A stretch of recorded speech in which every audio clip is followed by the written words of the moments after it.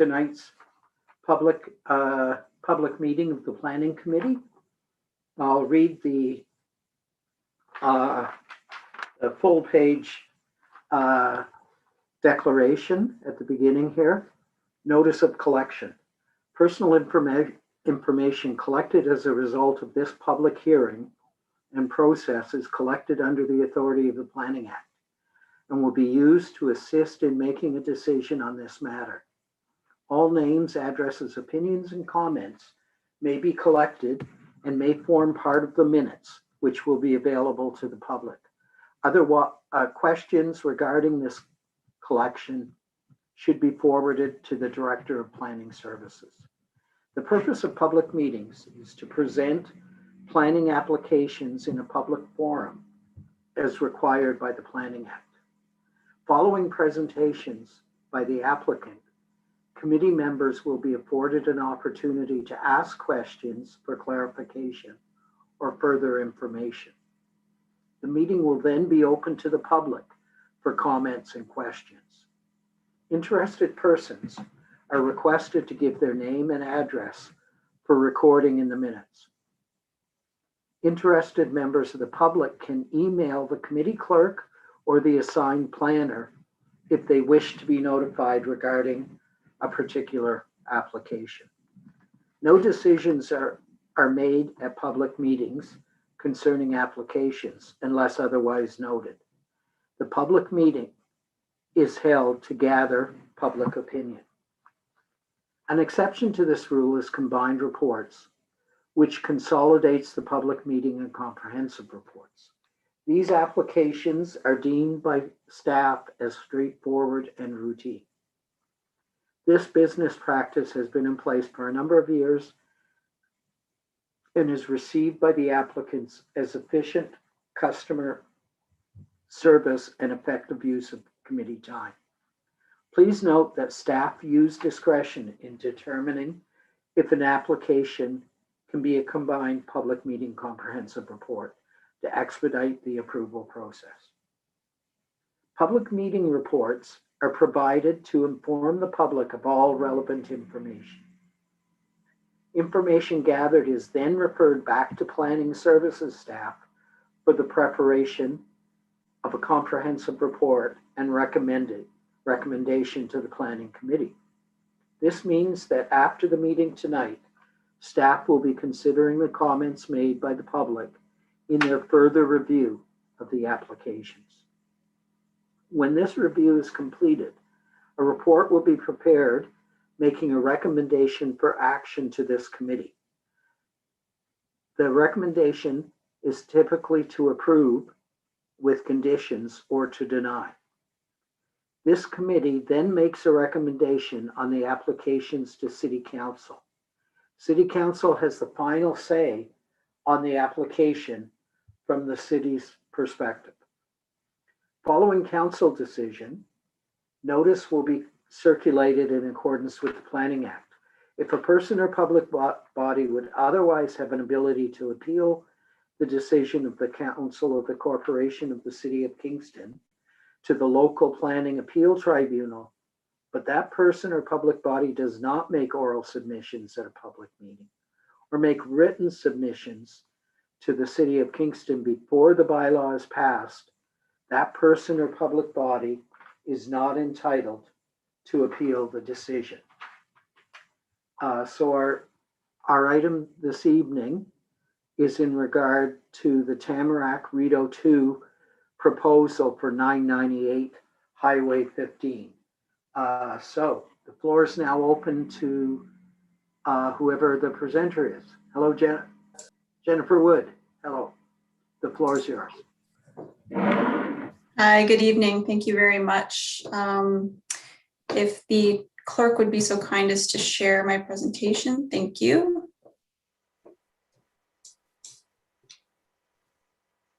Okay. Great, thank you so much. My name is Jennifer Wood. I'm a land use planner with FO10 Planning and Design here this evening presenting the applications before you. They include official plan and zoning bylaw amendment and also draft plan of subdivision for 998 Highway 15 on behalf of the applicant Tamarack Rito 2 Corporation. Next slide, please. Thank you. So this is an aerial image showing site location and some of the surrounding context and uses. The property is located in the east end of the city between Highway 15 and the Great Cataraqui River. The surrounding area is primarily residential, although additional mixes of uses have been introduced more recently. The more established Greenwood Park subdivision is located to the east on the other side of Highway 15. The Riverview subdivision, which you can see in this aerial image, which is a little bit dated, is currently developing and includes the already built Riverview Shopping Center, which has a grocery store, LCBO, and other amenities and services. To the west, of course, is the Cataraqui River. The lands immediately to the south are privately owned and are currently vacant, but as you move a little bit further south, you reach the Kingston Frontenac Public Library, as well as the Gore Road Dog Park. Next slide, please.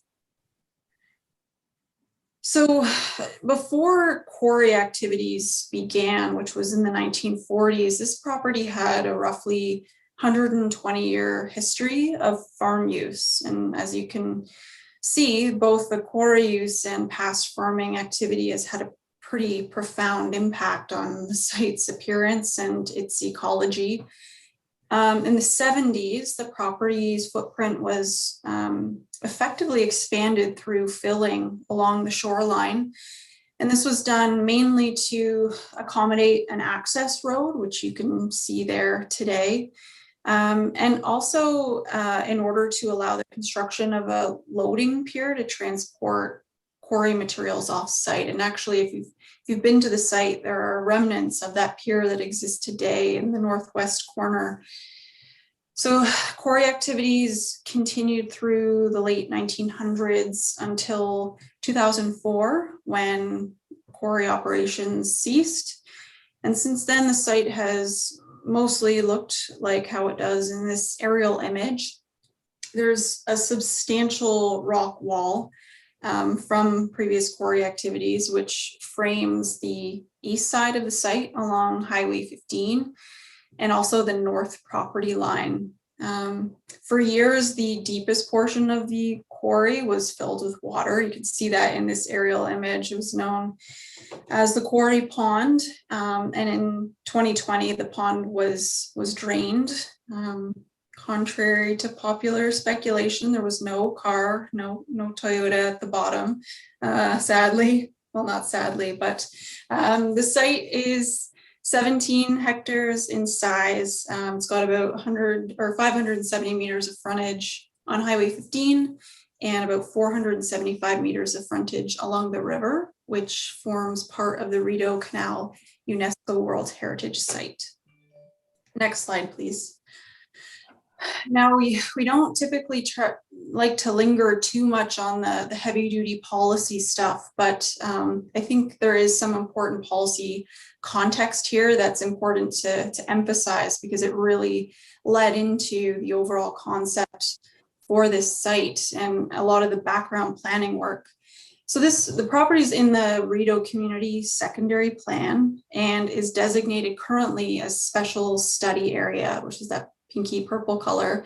And then there are portions that are also designated Environmental Protection, which is the green.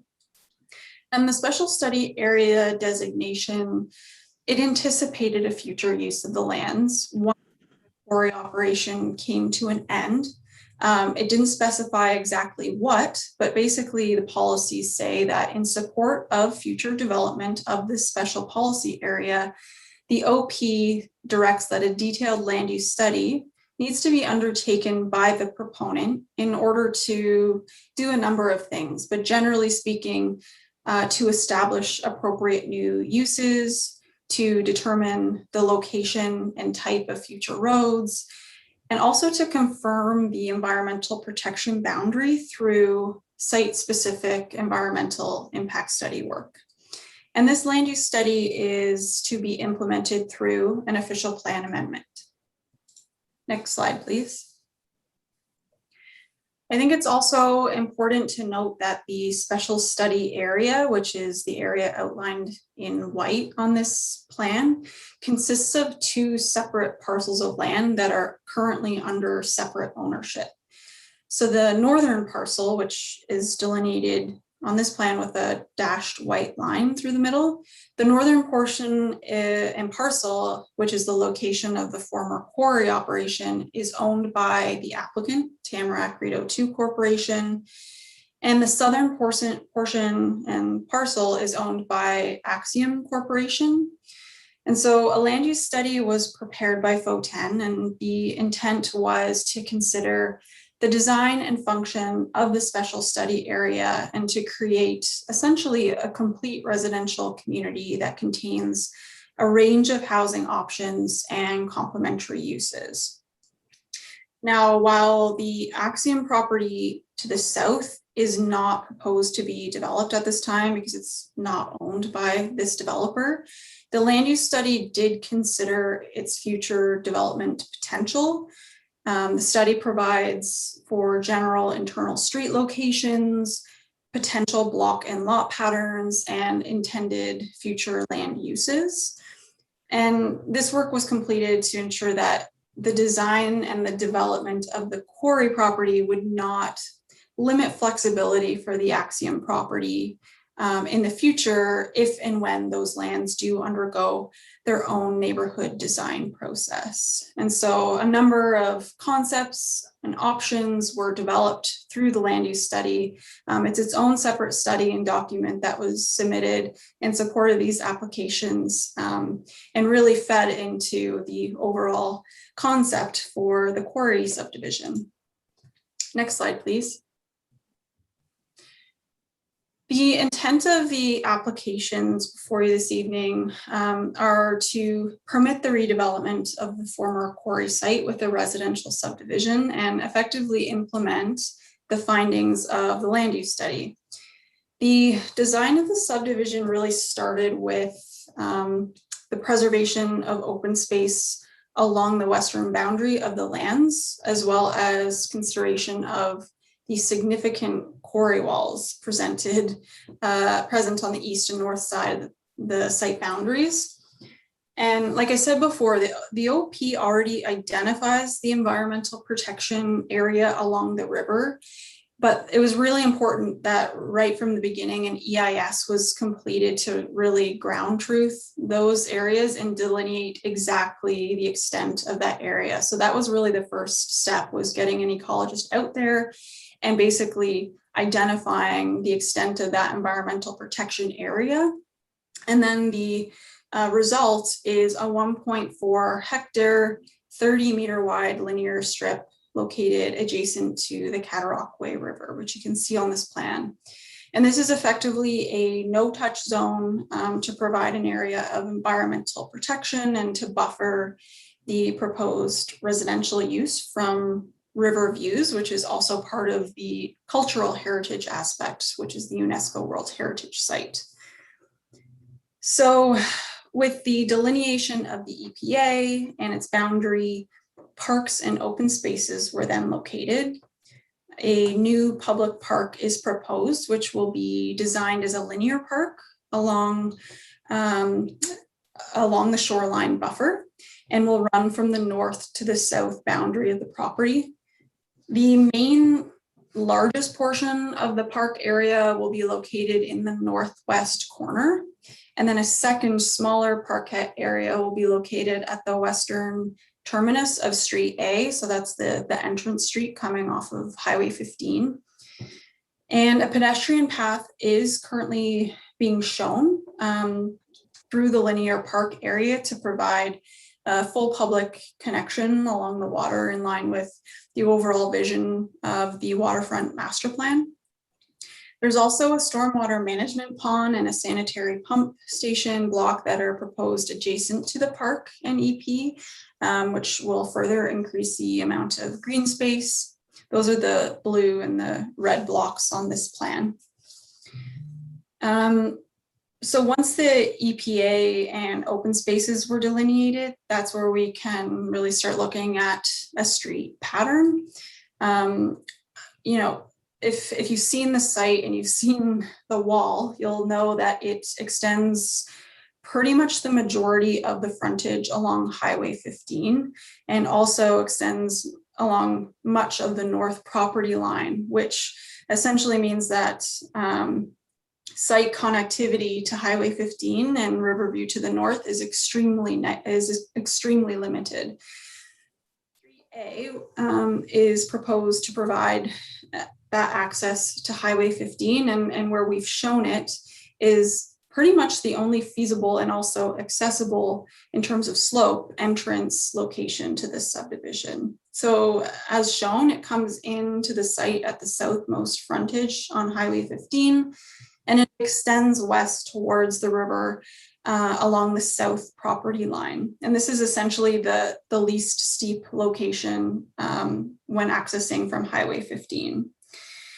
And then the rest of the street network kind of works with the topography of the site and also will complement and be fairly similar to the configuration of the Riverview subdivision road network, although it won't physically connect because there's a wall between them. And then finally, a range of residential uses are proposed in what's left over, including single detached, semi-detached, and row house dwellings for a total of 250 dwelling units. Next slide, please. We're still in early days, but we wanted to provide a kind of flavor for the types of dwellings being proposed with some samples of the builder's products. The top row shows some examples of some of their single detached dwelling products. The middle row shows some samples of semi-detached dwellings, and then the third row illustrates some samples of their townhouse designs. Maximum building height is proposed to be 2 stories. Next slide, please. The next few slides, I'm going to take you through some renderings and images that were prepared because I appreciate that with such a unique and challenging site, it can be hard to visualize how all of this will actually fit into the landscape.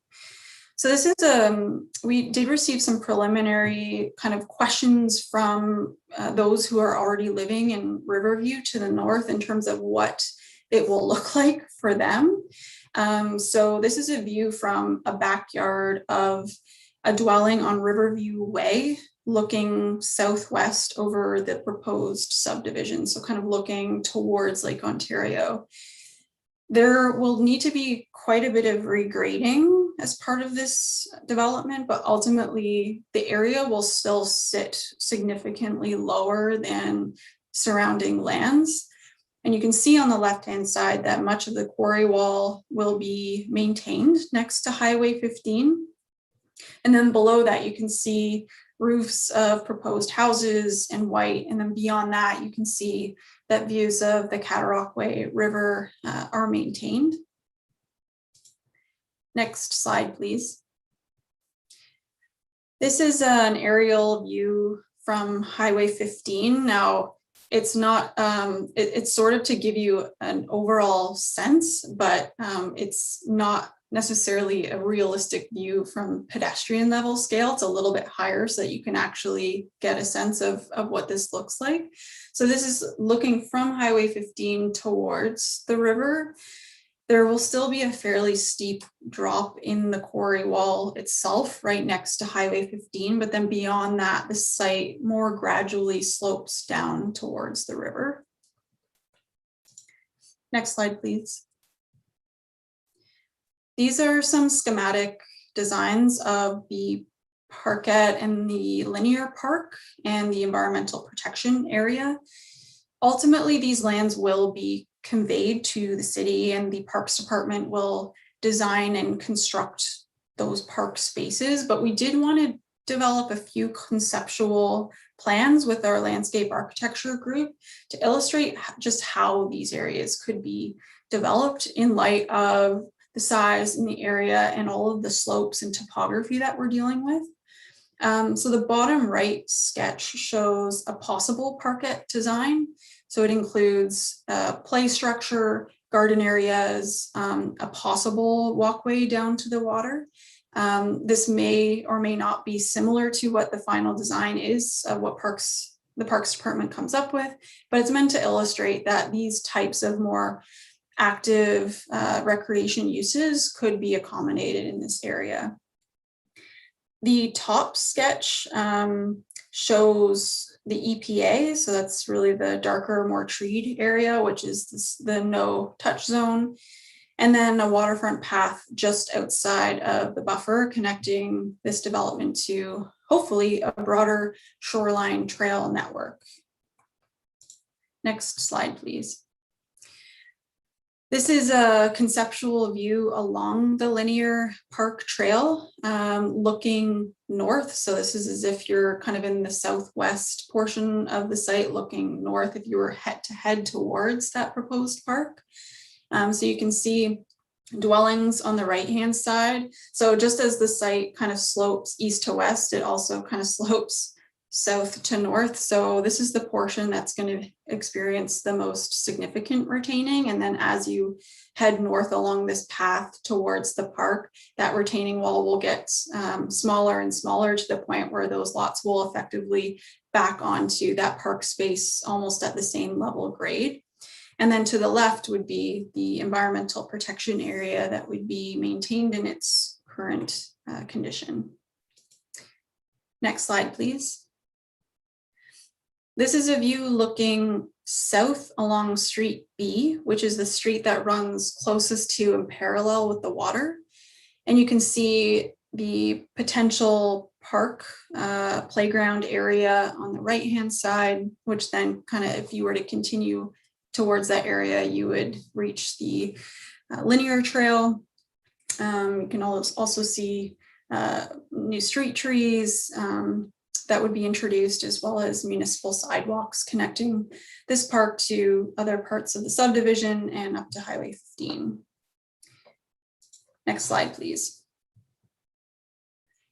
In order to implement the recommendations of the land use study, an OPA official plan amendment is proposed that would first establish a refined environmental protection area designation and a residential designation that permits the proposed uses and density. Next slide, please. This is an image showing the proposed zoning schedule. So the zoning that we're looking at for the residential component is the R12 zone. This is the same zone that was applied to the Riverview subdivision to the north.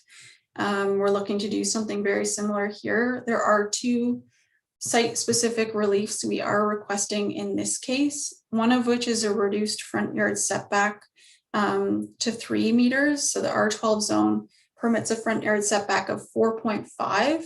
We'd like to be able to bring dwellings a little bit closer to the right-of-way to kind of frame the streetscape, but still provide sufficient setback that we can accommodate street trees. We would still be required to provide a 6-meter setback to the garage face to make sure that in addition to garage parking, that each dwelling would have surface parking and a driveway. So you could basically have a recessed portion of the garage and then have the nicer part of the front face of the dwelling come a little bit closer to the street. We're also proposing a site-specific provision that would essentially mean that the zoning would not treat the zone boundary as a lot line. You may recall instances where we've come back for technical zoning amendments for previously approved subdivisions where lot lines shifted a little bit in final subdivision approval and then zoning boundaries no longer line up, which triggered the need for zoning amendment. So we're introducing a proposed provision that would eliminate that issue if there were minor lot line adjustments to the subdivision through the final subdivision stage. We're also proposing an open space zone that would apply to park space. and then floodplain, which has been the typical zoning applied to the sort of ribbon of life environmental protection area along the Cataraqui River and other subdivisions. So we're continuing that here. And effectively that floodplain area and open space area that form the EP and the parkland dedication would all be conveyed to the municipality in the future. Next slide, please. So before I conclude my presentation, I apologize if this was a little lengthy, but there's a lot going on here. I did just want to highlight some of the feedback we've received to date. So as part of this process, we did have a public open house on April 7th. Special thanks to the city for facilitating that session and to all those members of the public who attended. These open houses are kind of nice because they're a little bit less of a formal consultation where we can have a bit more of a dialogue. So it was a great opportunity to have a bit of that back and forth with members of the community. And this slide kind of just summarizes some of the high level themes of questions and concerns that we received at that open house. We did receive a number of questions around whether the subdivision is too dense and whether introducing this many units into the community will be supported by the existing transportation network and schools and other similar services. Excuse me. There were also questions about how the shoreline buffer area will be truly protected in the long term if a path and a park are located beside it. So very good question there we heard. Also questions around the UNESCO World Heritage Site and what that means and how this proposal will ensure the protection of that cultural heritage value moving forward. There were also, I think there was one question around how the development may be impacted by train noise, existing train noise. As well, there were questions around how the development will be serviced. So questions around water and sanitary service for the development. As well, there were questions asked about the long-term stability of the rock wall and what safety measures will be employed to prevent, accidents at the Highway 15 wall edge. So there were some discussions around the wall itself and what that will look like moving forward once a residential subdivision is introduced here. And finally, there were inquiries about there were also questions around blasting activities that have been ongoing on the site. And then finally, there were also questions about whether a public boat launch for motorized vessels could be considered here. So this is sort of just a summary of some of the themes of what we heard. The development team has been considering these comments and these questions, and will also be considering any additional feedback that we receive this evening, and we'll be responding to those questions and comments as we work through this review process with staff. Next slide, please. So I just wanted to wrap up by thanking you all for listening. It's my opinion that the proposed development represents good land use planning. The site's in proximity to transit, to schools, parks and open spaces, and existing and developing commercial uses that can help support the development and intensification of this site. It's my opinion that the proposed development is consistent with the provincial policy statement and conforms with the official plan as well. And with that, I would be happy to answer any questions from committee and of course members of the public. Thank you very much.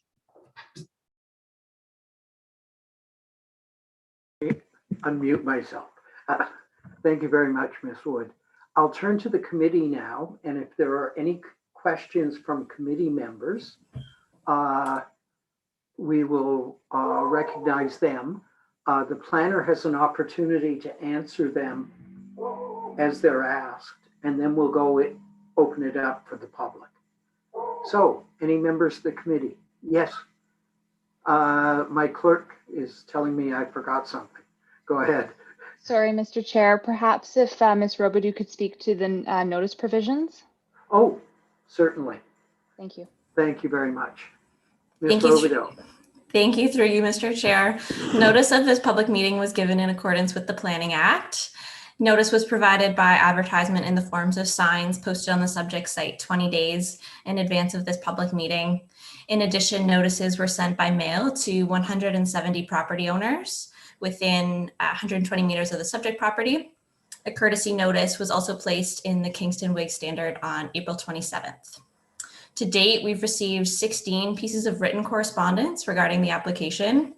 A copy of these written submissions has been provided to the committee through the clerk's office, and these are included in this evening's agenda and addendum package. Staff in planning and other city departments are still completing their review of this application. So any comments that are received at this public meeting and in any subsequent correspondence will be reviewed by staff. Thanks. Thank you very much. Now we're open to the committee, and I apologize to Ms. Robidoux. Go ahead, members of the committee. Any questions? Yes, Councillor Vice Chair Kiley. Chair, it's all yours. I'll just kick it off with a few questions. I know some of them were addressed in the presentation, Ms. Wood, which I think was helpfully long, actually. So I'm glad you went into the detail you did. I'm wondering if you could talk a bit more about the wall, because I think that's going to come up many times. For example, if this subdivision is built, who will own the wall? You mentioned that there'll be ongoing maintenance, but who's responsible for that? Yes, thanks, Councillor Kiley, and through the chair. So the question of ownership is still somewhat to be determined. The intent is that the rock wall at this point would actually be owned by individual property owners who back onto the wall. So, I mean, I'll take a quick step back just in terms of the wall itself. So early on, a rock stability review was undertaken by Patterson Group, an engineering firm with specialty in this kind of thing, to assess the current condition of the rock face, and they have experience in this and basically provided a number of recommendations for how to not only stabilize the rock face before people live here and also for long-term maintenance and safety purposes. So there are a number of recommendations, scaling to get rid of any loose bedrock. There's going to actually be a minimum safety easement at the bottom of the wall that basically increased setbacks and an area of no touch in any backyards that back onto the wall. There's going to have to be fencing at the upper crest. And then there would also be a galvanized mesh stability area that would actually stabilize the rock itself. So those are some of the measures that would be introduced right away that would allow for, and there's also essentially a bench that would be integrated into the wall to allow for long-term maintenance. At this point, we are intending for it to be privately owned, but we are researching options with the city for ensuring that long-term ownership makes sense and is safe. Yeah, thanks. I appreciate that because I see it as a fairly tremendous challenge, actually, which is unfortunate because I think this project is really ambitious and it's good infill, and there are many reasons why I like it. But I'll save my comments just and ask questions for the moment. I guess what I'm wondering is, does this developer, or are there best practices from other developers around private ownership of walls? I want to pursue that because what if one homeowner doesn't care for it? That could easily impact the other person who is actually caring for theirs in the way that they should. So maybe you can just play that out a bit more in addition to the measures you've already said. Yeah, thank you. And I think that is the exercise that we're undertaking right now. And this is such a unique instance. But what I can say is it's not the first former quarry that's been redeveloped with subdivision. So we're not breaking new grounds completely, so to speak, but we are in the process of looking at best practices, consulting other municipalities who've been in this situation before, understanding what all the options are, and then working with staff to come up with the best option moving forward with ownership.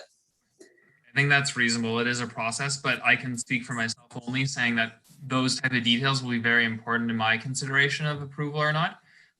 So I'd love to read more when you have that information. My final question for now about the wall is around the grading of Road A, the southern road that kind of enters into this subdivision, should it go forward. Is it advisable that there is only one access point?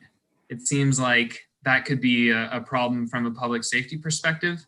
If there's a storm and trees fall and, bar, say, fire and rescue from going to perform what they might need to in a case like that, a storm, for example. Is there any way we could get another access point? Again, I think that's a wall question because of the grading.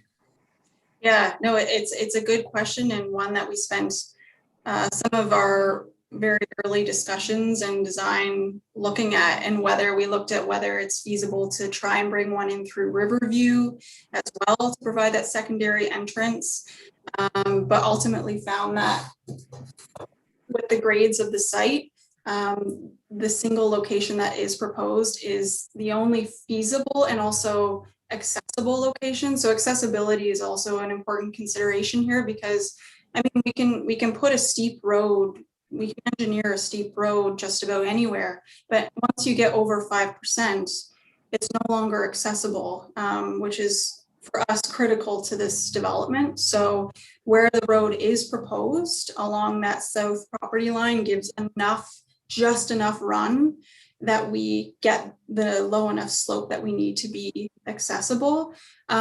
We've had ongoing discussions with engineering and fire department staff around, safety and accessibility in the event of an emergency. And what we are proposing is an extra wide right of way that would accommodate essentially on a day-to-day basis, like more than a sidewalk. It would be like a multi-use path along that road.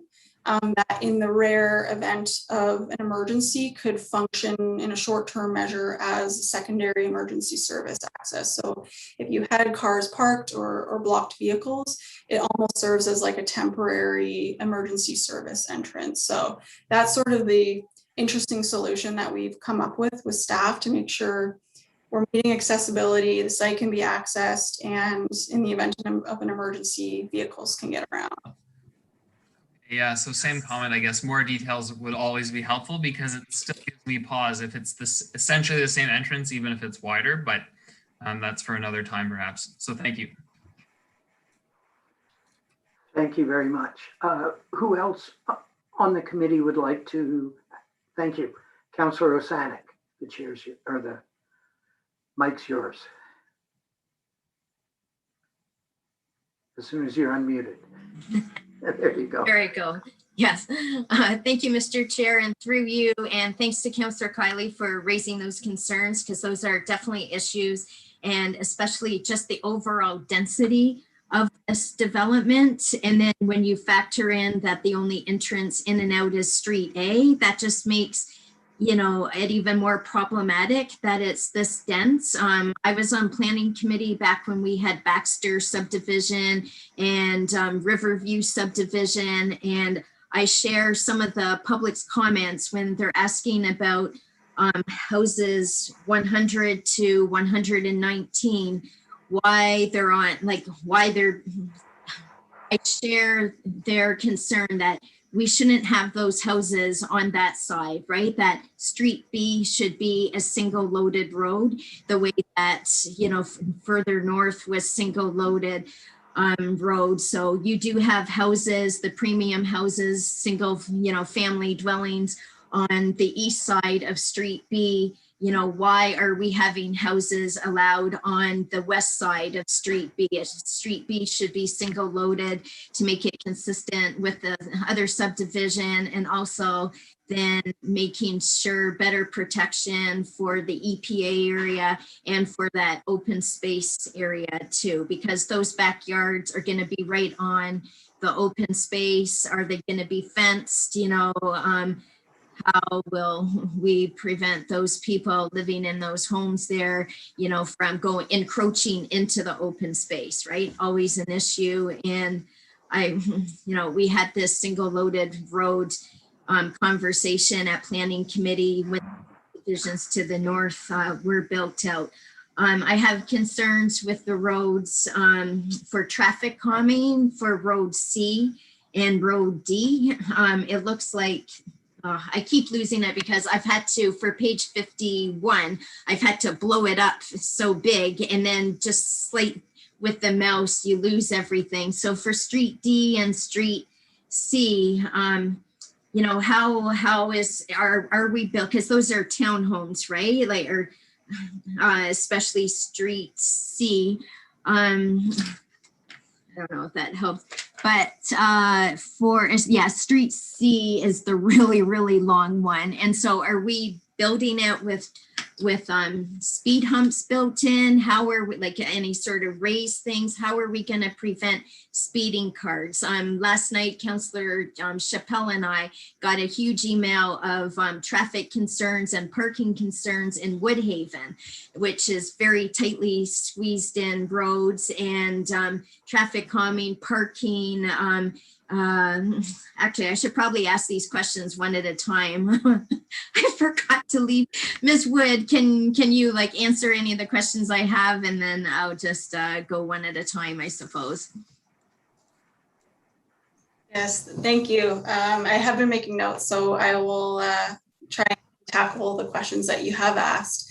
So yeah, I think both of your comments and questions around, you know, number of units and the safety around a single entrance is something that we'll investigate further. The lands to the south, which are part of the special study area, are not the same ownership as this developer, but we can potentially investigate access through that site and providing a second entrance there that would still, I guess, be cognizant of future development potential of those lands. So that's something that we can certainly investigate, whether that's feasible with the adjacent property owner.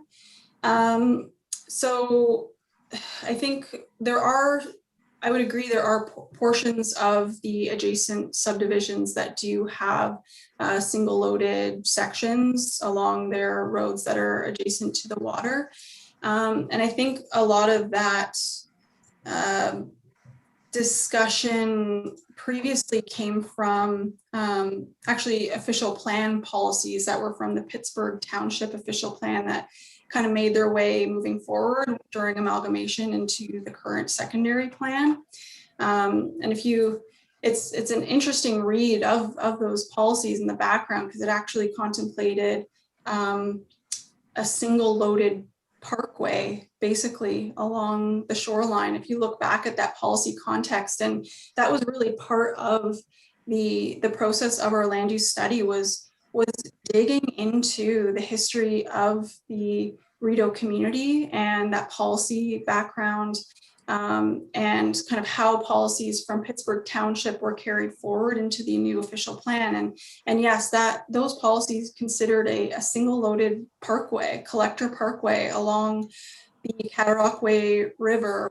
It also contemplated a village center and a new urbanist design, which would accommodate new municipal offices, but a lot of that just didn't transpire. So we're kind of in this place where we've got these lingering policies that, you know, aren't necessarily fully relevant today, but in recognizing there was that previous direction, we've included portions of this street that are single loaded, where we've got 2 park blocks proposed, and yes, portions that are double loaded with residential use. I think certainly based on your comments and also comments we've received from the public, potential future encroachments on the EPA land needs to be investigated anyway, and how that will be addressed, because, you know, we're trying to achieve a waterfront path here consistent with official plan policy and the waterfront master plan, while also balancing the need to preserve that critical ribbon of life, which is, they're kind of in the same location. So that's something that we're going to have to, and I think the city too, once they assume those lands, will have to look at in more detail. But yes, appreciate the comments, and I think encroachments and protecting that EP area from both dwellings that back onto it and also users of the park space is something that's going to have to be considered very carefully.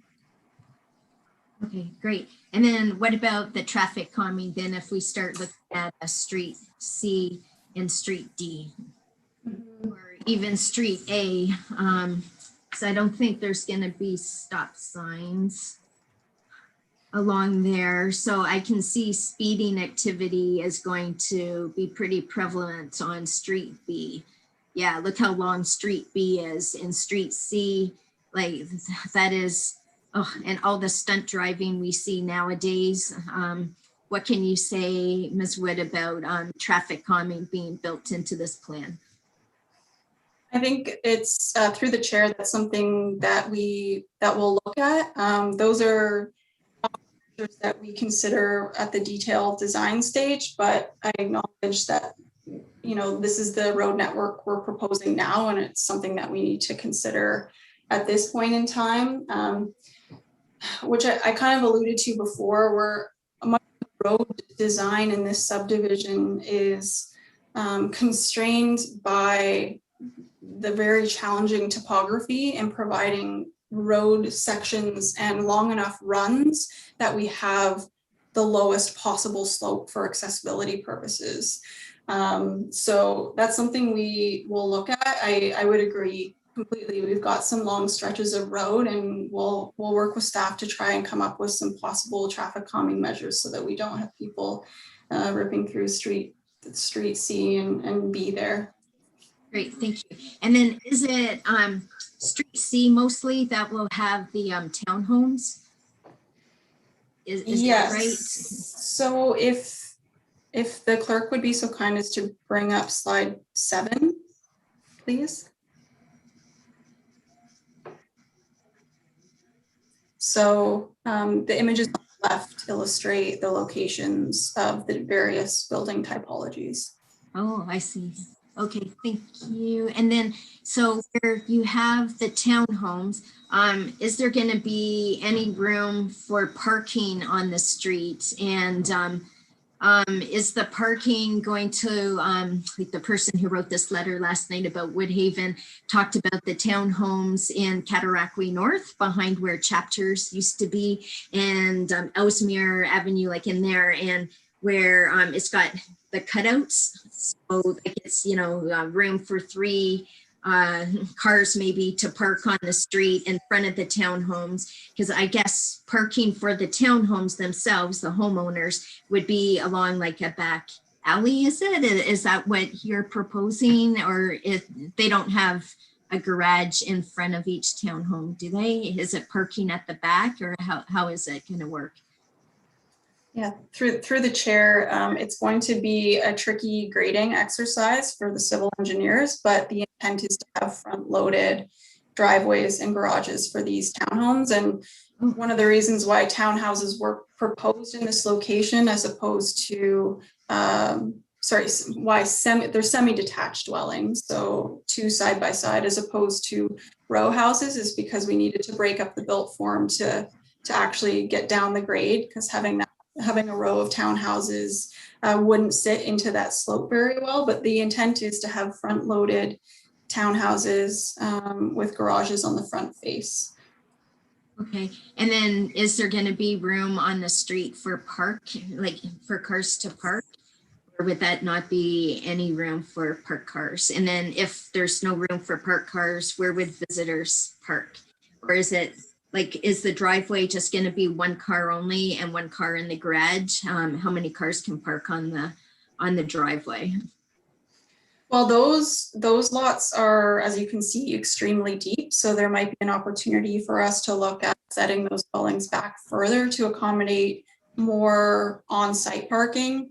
The proposal includes a minimum of 2 parking spaces per unit. So 1 in the driveway, 1 in the garage. The zoning bylaw does integrate, like the R12 zone does have a maximum front yard setback, because the intent with that, I think, was to try and have buildings more framing the street and try to eliminate having them further set back and having kind of car dominated front yards was the intent of that provision, but there might be opportunity for on-street parking on the south side of Street A, which won't have, just based on the topography of that site, the adjacent property will be quite a bit higher. So I don't think we'll anticipate any houses from the new subdivision fronting onto Street A. So we might be able to look at on-street parking on the opposite side of the street.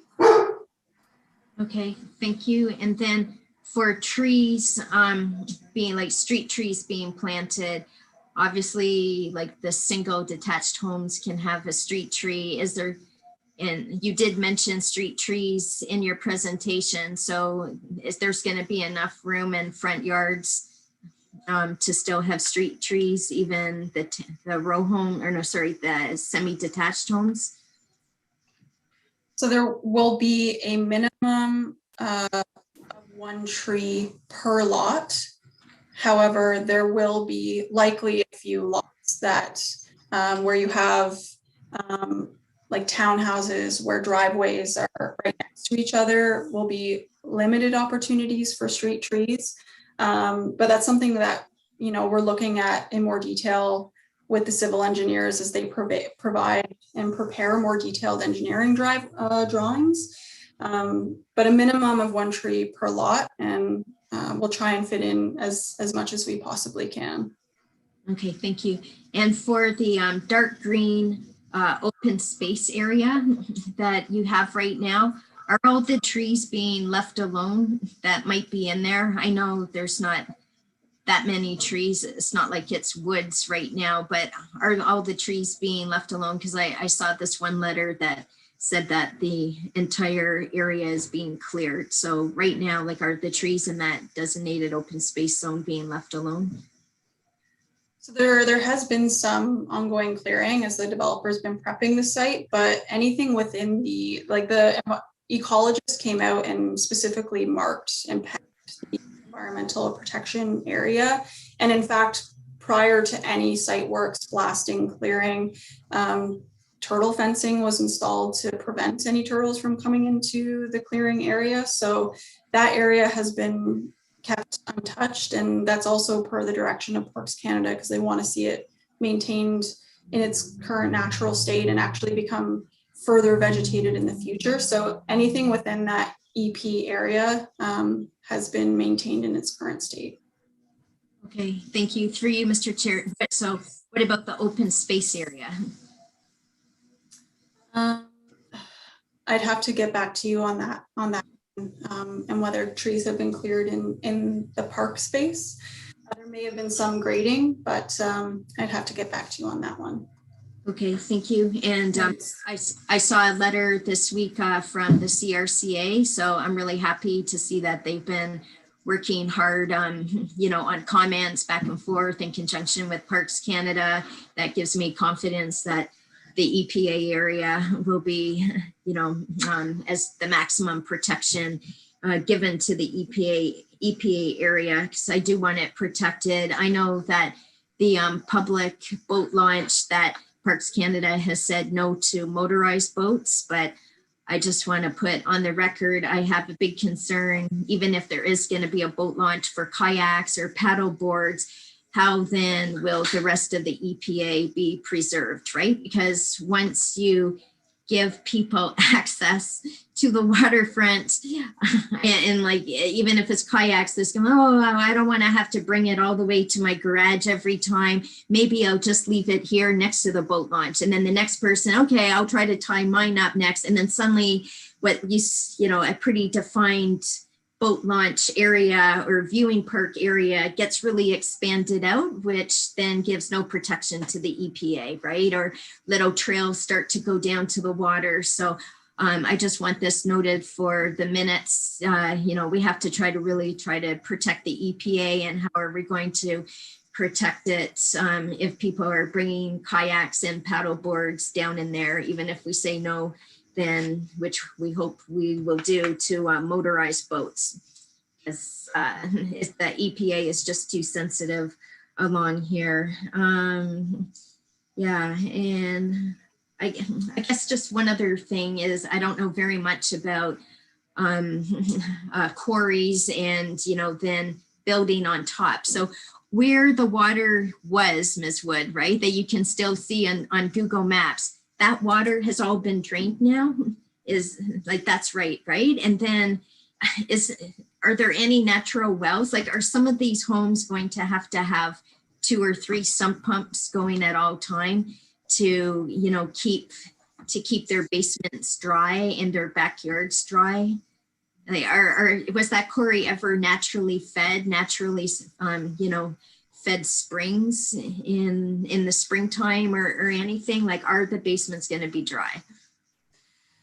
So you're correct. The quarry was drained and it's actually been filled at this point too. As far as I know, it's dry today. There's also going to be additional fill brought into that area that will add additional height over that area to ensure that there isn't any water in basements. Okay. But it's filled. It's filled today and appears to be dry. All right, thanks. I do know some houses in the west, in the Catwoods area, that used to have springs under them and filled and diverted, and they have 3 sump pumps going all the time, and the house is very small.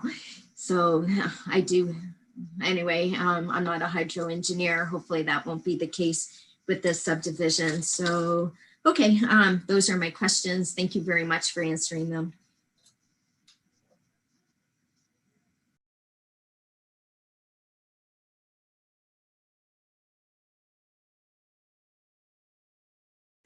My dog's barking, so I muted myself.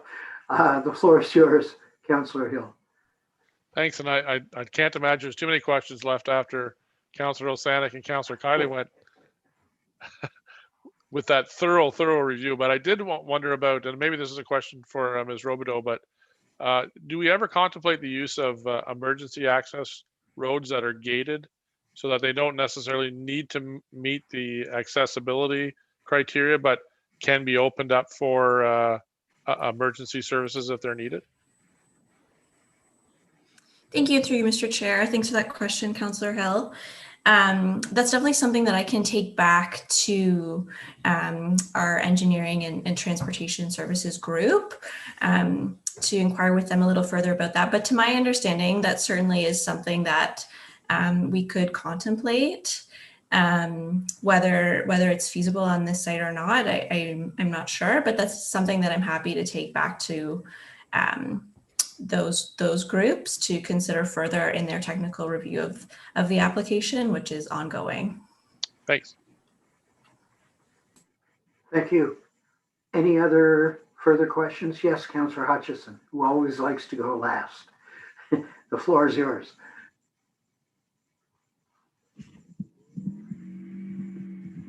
Great, thanks. Thank you.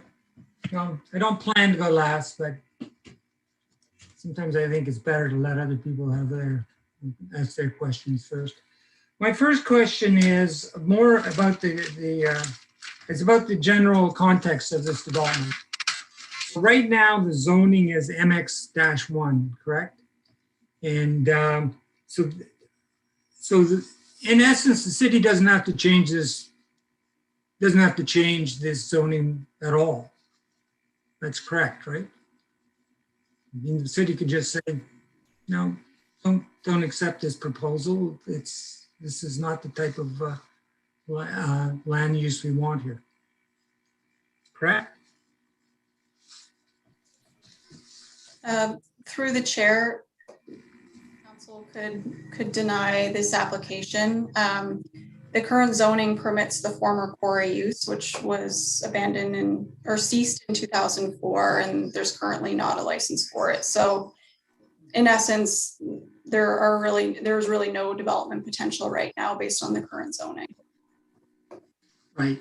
So my point here follows from my second question, and that is, and this for the sake of the public who have submitted many comments.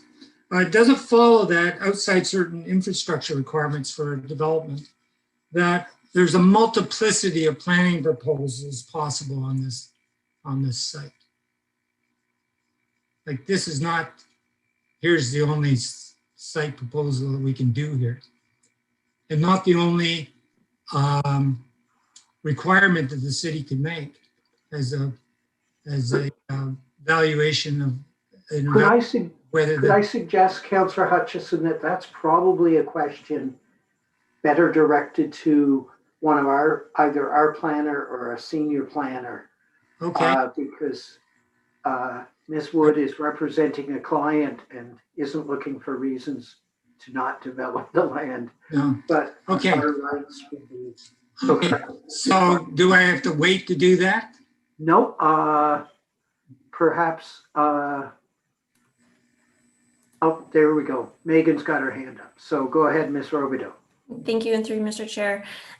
So this site, as well as the site to the south of it, the lands that are owned by Axion Development, are currently designated in the official plan as a special study area that requires further study to be in order to determine how to best utilize them moving forward.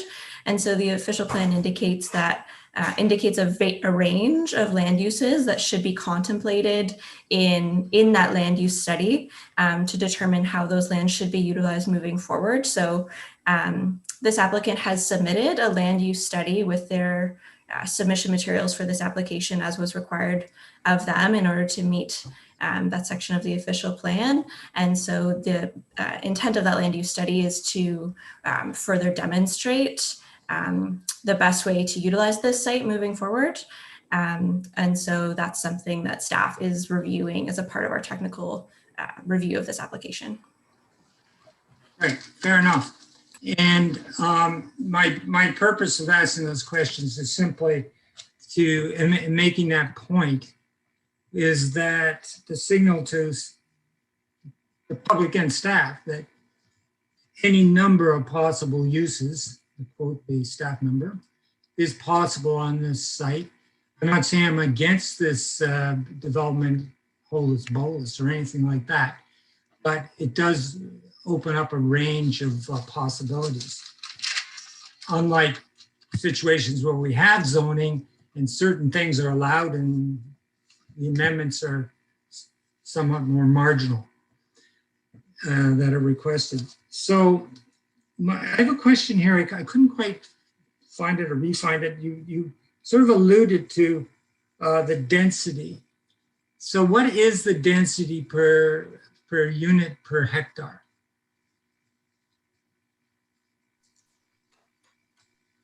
Through the chair, the proposed density is 23.3 dwelling units per net hectare. Okay.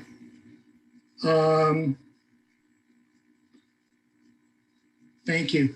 So, okay, so my concern is that we see the public speaking on a couple occasions about bus routes and the like.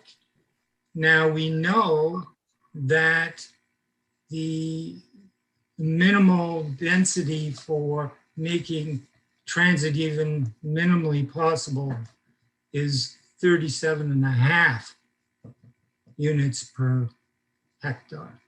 Now you possibly can't do it with this building forms, all these building forms, or in the density that's shown.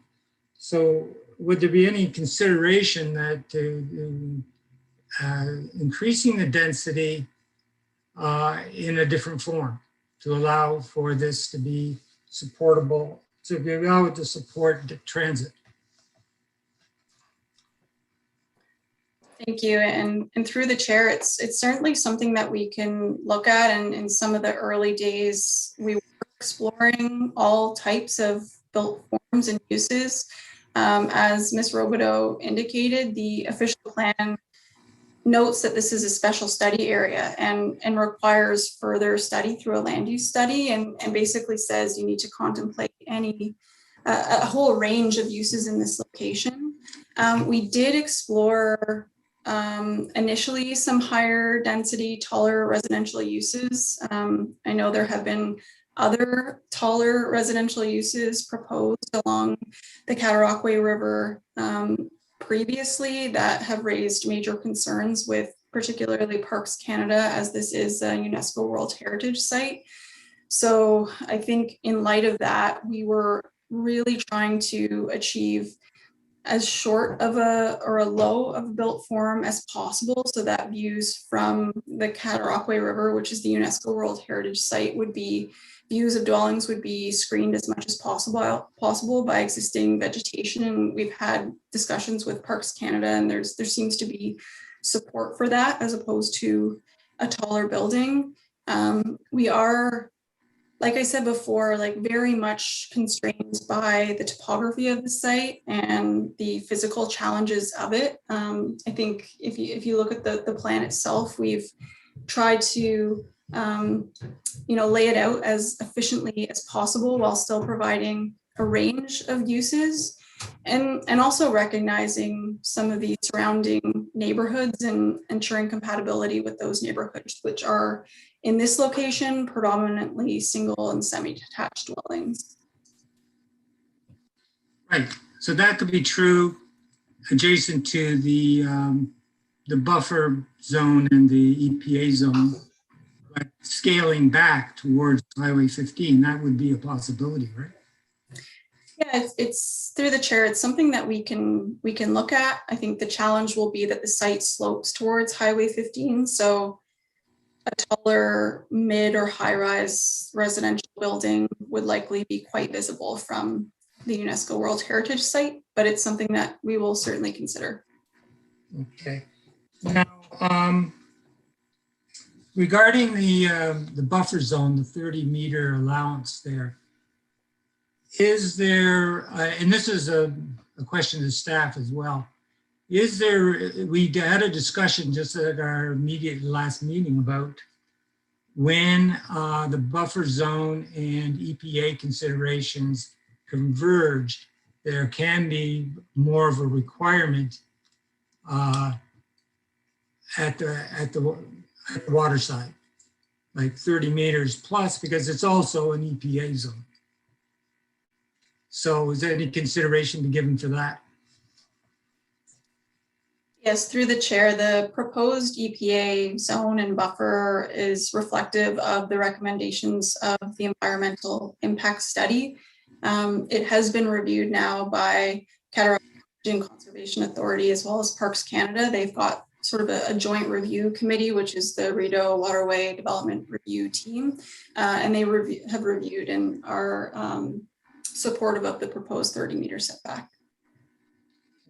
So regarding the 30 meters, is that, and the adjacent EPA, what provision is there for public access? Not to the people that live in the neighborhood necessarily, them too, of course, but other members of the public.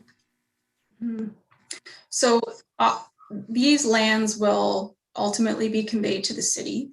However, we are, through comments we've received from the Rideau Waterway Development Review Team, are actually considering potential site-specific floodplain zoning that would, which is typically just a no develop zone, but there is potential to integrate additional restrictions for human activity, which is a bit of a tricky thing to regulate through zoning. But I think that's certainly something that needs to be looked at in the future, because I think it's going to be a combination of zoning restrictions as well as just design.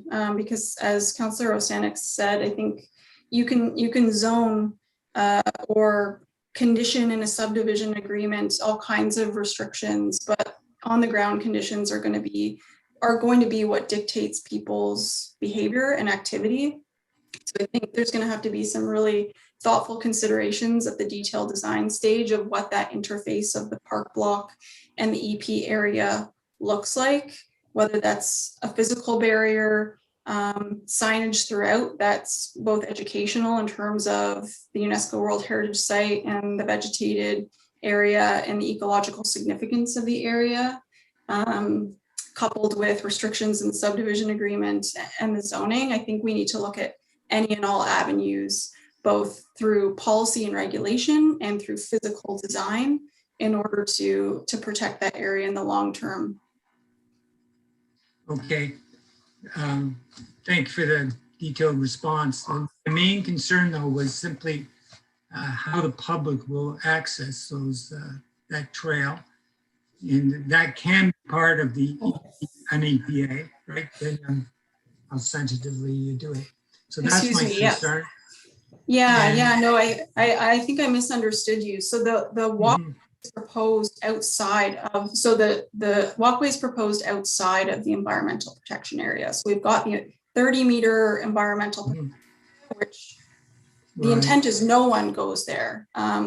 We're of course exploring the opportunity for access to a non-motorized boat launch. I think that's still very much a question that's being reviewed and is up in the air, but the intent is that nobody accesses the EPA area. And then the linear park space is beyond the 30 meters. Right. Okay. I asked this partly because I was on the waterfront master plan subcommittee, and in some places the public wouldn't know that they could get access to the trail in this case, or lands, and there are boardwalks built through EPA lands. So I'm just trying to ascertain that we can that the public will, and I'm alerting staff that I'll be looking for how is the public going to actually use this. Okay, so that's the nature of my questions. So I have a couple other questions, but I mean, they came from reading the public, and I'll wait and see. They may want to raise it themselves, so I'll wait for that. Thank you, Councillor Hutchison. I see the district councillor, Councillor Bohm, is with us, and I believe he has some comments or questions. So the floor is yours. Thank you, Mr. Chair, and through you. Yeah, I just wanted to ask a couple questions, and I'll preface it with I have some concerns that I'll pass on from the public that have to do with density, but they kind of almost go against each other. One is that the density seems to be too high for the properties and the number of properties they're trying to cram in. And the other is that the density is so low that they won't get access to bus routes and other things like that. So it's kind of, it actually dovetails in nicely with what Councillor Hutchison said, which is how would you get the density high enough to kind of warrant the other city services like bus routes that the residents down there are going to want. One of the comments was closer to the rock wall. Potentially there could be some high rises there or some higher, more density buildings rather than just row houses. So I guess my first question would be, could you provide some comments to that? Because it's like you're trying to balance two different things. One is people seem to want less density completely on that site, but two is it needs to hit a certain threshold to access those services. So it's a complicated question, I guess, to begin with. Yeah, thank you, and through you, Mr. Chair. It's the interesting and challenging role, I think, of the planner is balancing competing interests, which is something that we try to work through this process. I think one thing I would note is, any new development within what's considered the designated urban growth boundary is required to meet certain minimum density targets. And, this isn't to ensure that we're making the most efficient use of land and resources and existing transportation infrastructure and public transit. And the Rideau Community Secondary Plan includes various density targets. This development, like I said before, is 23.3 dwelling units per hectare, which in the Rideau Community Secondary Plan actually constitutes low density. That's in the low density range when we look at low, medium, and high. And, if you look at the plan, it's a very efficient plan that fits in sort of as many units as possible, based on the built form that we're looking to achieve, which is consistent with the surrounding area of Riverview subdivision. So it is a certainly an interesting and challenging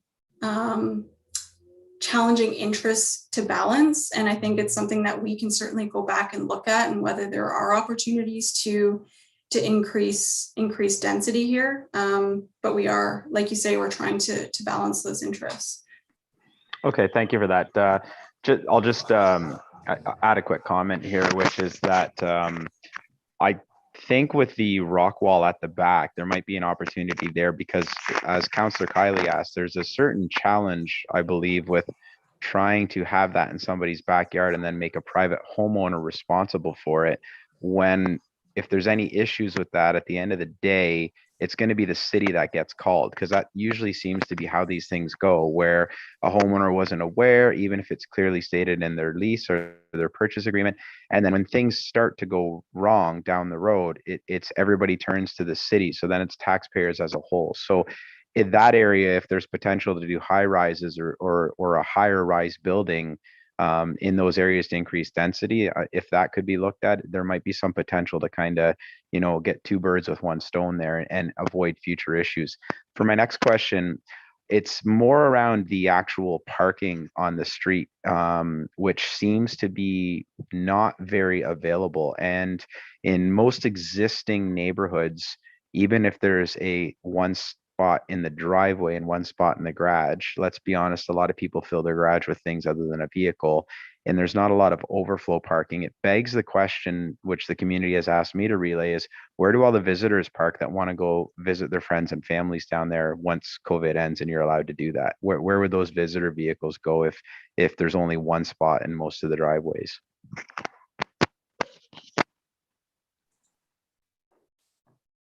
Yeah, thank you, Councillor Bohm. So every dwelling, like I said, will include at least 2 parking spaces. And there will be certainly, I think, a certain amount of demand, as is the case with any residential subdivision, for on-street parking, for visitor parking.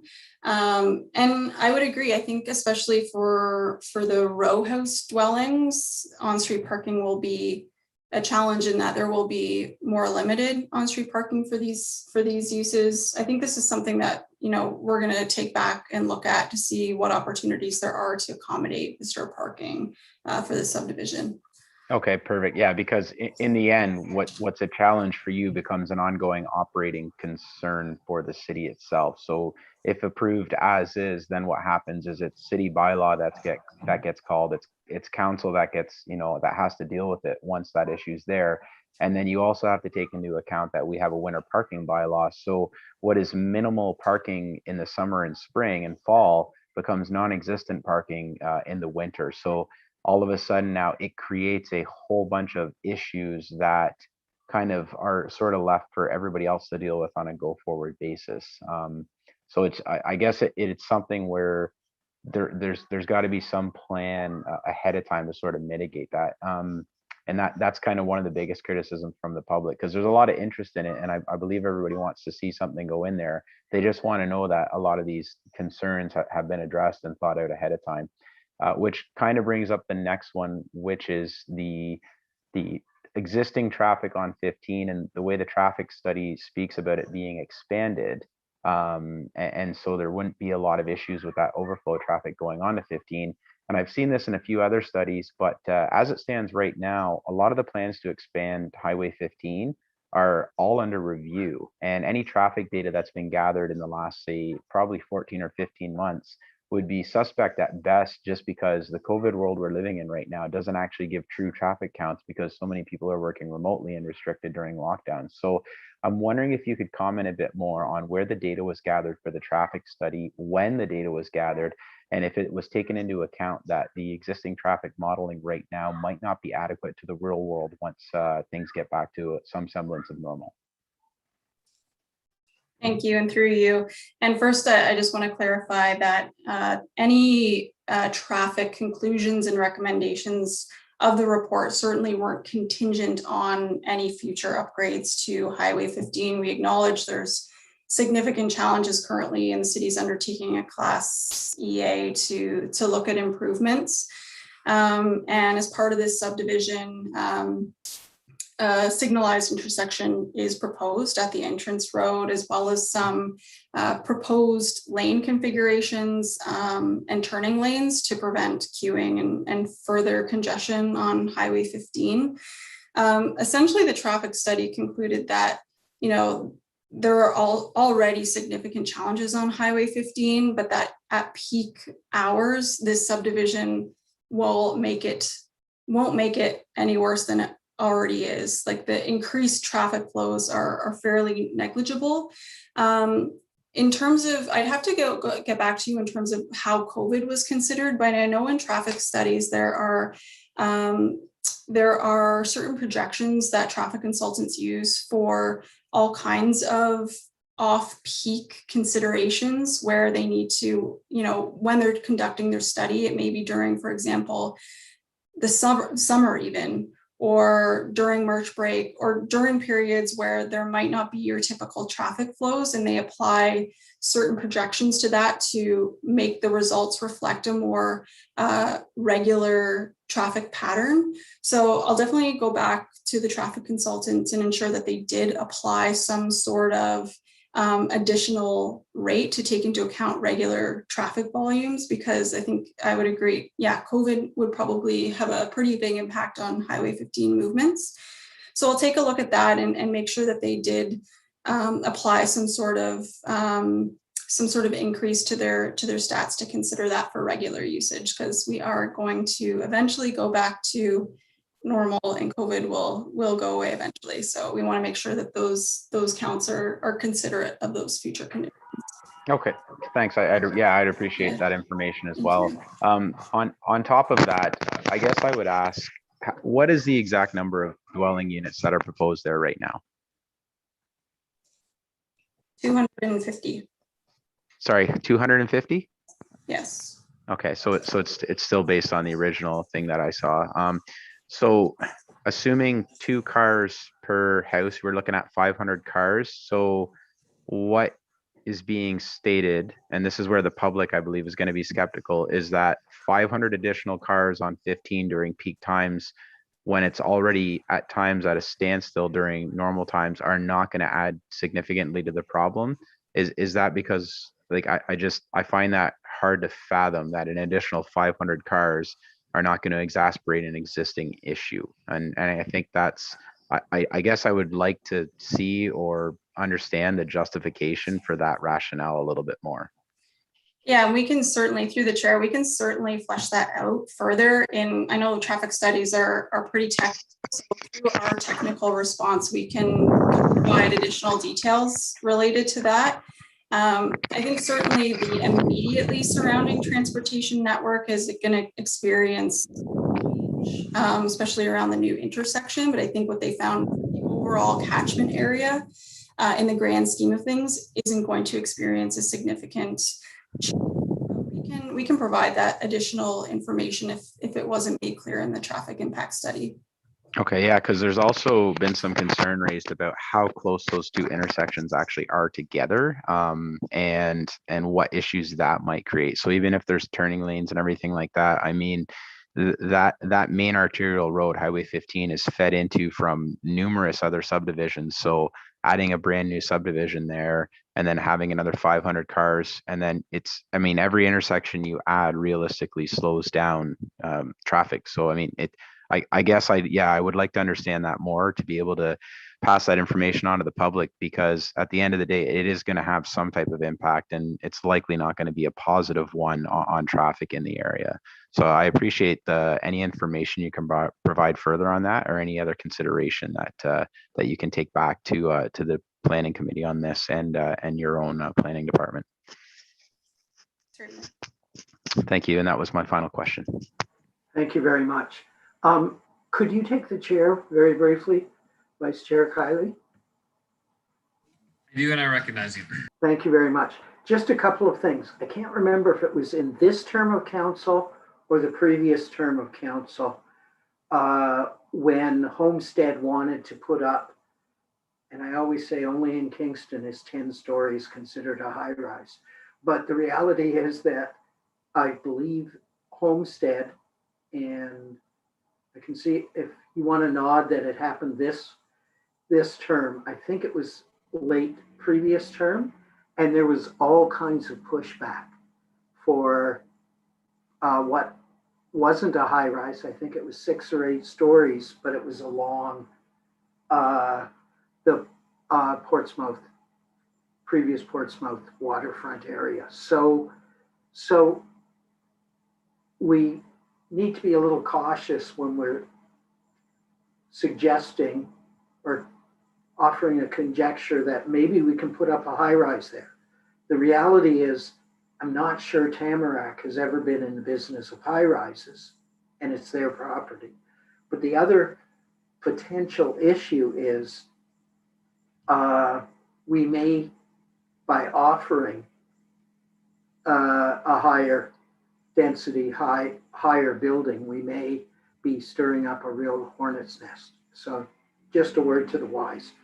The other thing, I know a lot of Councillor Bone's issues and some other speakers' issues were site plan issues, traffic, parking, that kind of thing. I just want to remind all councillors, but Councillor Bone, that that's a delegated authority, but we can ask for a bump up through council so it comes back to this committee for public input. And I've always willingly seconded and supported any district councillor who asks for a bump up. So that's a possibility if you so choose. So that was my Yield the chair to you. 5 cents worth. Thank you.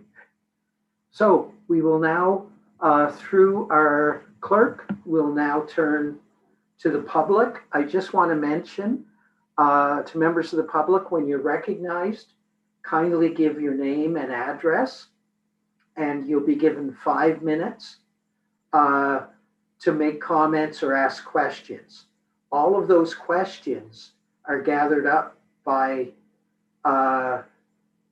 Ms. Wood or our planners and answered en masse at the end of the process. So there isn't a dialogue going on, but you do have the floor. The public now has the floor. So it's all yours, Elizabeth. Thank you, Mr. Chair. For members of the public who are joining us this evening, we do rely on the raise hand function. If you'd like to speak during this portion of the meeting, please use the raise hand function in Zoom. You can find this by moving your mouse across the screen, and it will be located in the center of the screen.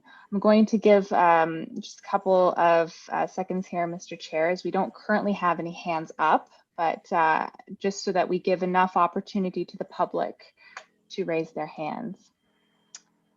So, Mr. Chair, I will start with Mr. Miller. If you'd like to unmute himself. Well, hello, can you hear me? Yes, we can. Thank you, Mr. Miller. Thank you, Chair and councillors. I've written in comments. My name's Robert Miller. I live at 300 Riverview Way. So I'll try not to rehash the various points that I've made in writing and through email. And Megan, I'd like to thank Megan Robidoux for her replies. And I've also CC'd my local councillor, Councillor Bohm. But I guess I'll make some high-level general comments. I'm concerned about the sustainability of this development and the business as usual practice. Kingston says that it wants to be the most sustainable city in North America, or in Canada rather. And this is cookie cutter, tract build, volume build, kind of get in, get out, and not look to sustainability. So I'm all about renewable energy and sustainability. And I would like to see what the carbon budget is for this.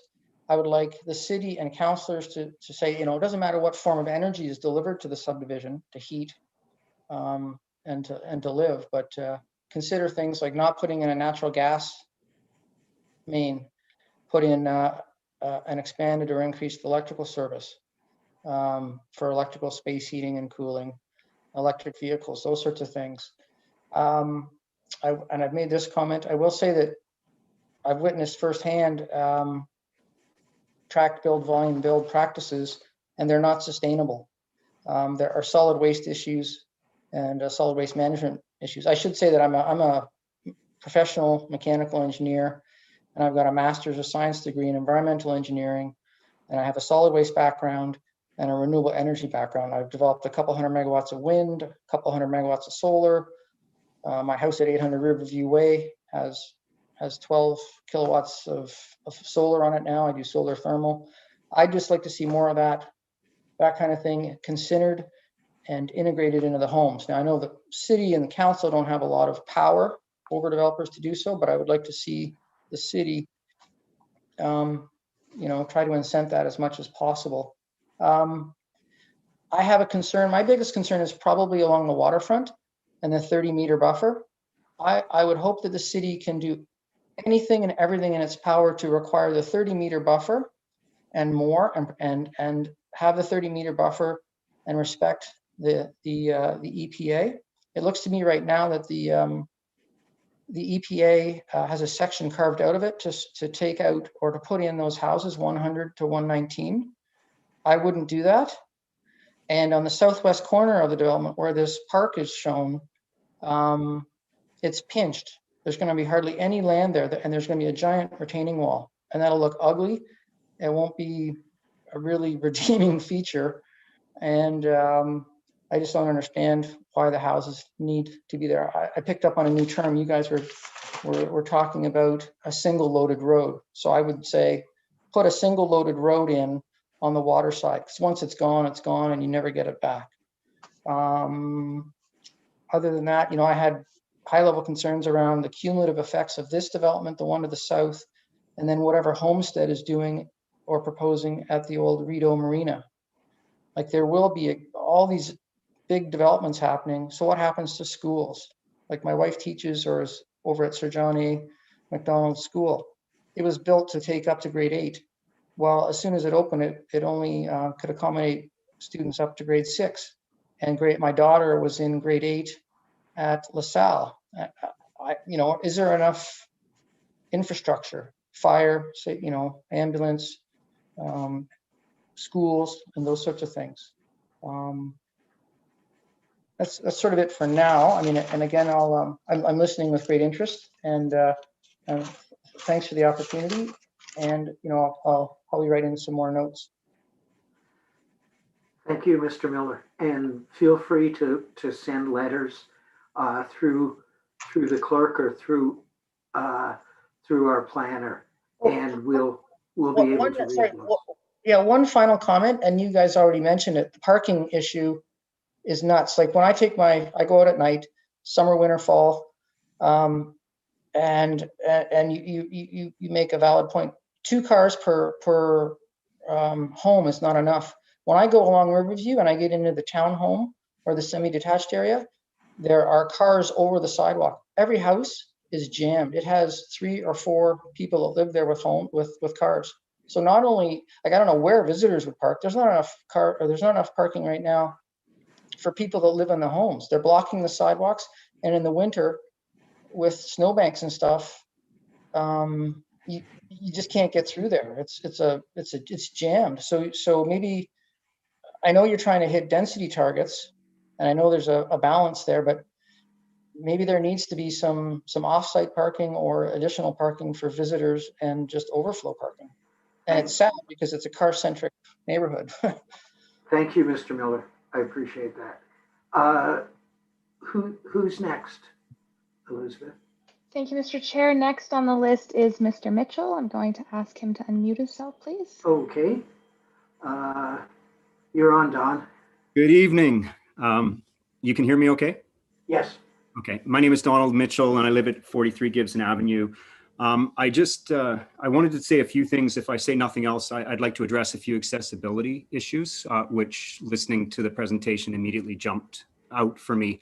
Overall, It seems like a worthwhile endeavor, and I have a bunch of questions about the design and the execution that's proposed, but I just want to talk a little bit about the accessibility lens. So we have to keep in mind that 70% of disabilities or varying abilities are invisible. So that mental health and the way that people engage nature, the way that the world is built, are important considerations and becoming more important all the time. And so my concern with this design is that it sort of suffers from this old lens of what a healthy subdivision might look like. So the first flag that came up for me was this idea that a 5% slope, a single 5% slope into a subdivision is all we need to do to be accessible, or that we would use a statement that says, well, because of accessibility, we can't do a second entranceway. So we all have been to the TET Center. There are exceptions about slopes to roadways. You look at the way the switchback is done, and so I'm just going to run through a few points the way I saw them, and hopefully won't take too long, but accessible and barrier-free design for this particular subdivision and for pathways of travel really should be looking at the nearest transit stops and should be compliant in slope and appropriate distance to those transit stops, but there are many ways to do that. Concerns with how varying needs might have been presented as informing single access design. Best practices by experts like the Rick Hansen Foundation and specifically individuals like Sarah Hendren of Olin College of Engineering challenge engineering and design assumptions and offer that the standard devices and designs are not always the best solution. So this design seems to assume barrier-free needs are to be met in a single design choice, long slope pathway of travel, where varied approaches might be appropriate, and delivery, not a flat or virtually flat world, but a varied and interesting, diverse design. So I challenge the assertion that the second roadway access is not possible due to design of public space design issues. And I offer that things like the switchback at the TET Center might be appropriate. And I note that various approaches and utilization of exceptions, such as slopes of pathways in relation to slopes of roadways, also might be applicable. The park and area infrastructure should serve the surrounding community and not just be for this one subdivision themselves. So I look at there should be access, to my mind, north and south. And that distance is actually, when you're talking accessibility, is actually a bigger consideration than even slope. So when you're in a motorized chair, which many people are nowadays, slope and distance are not as big an issue.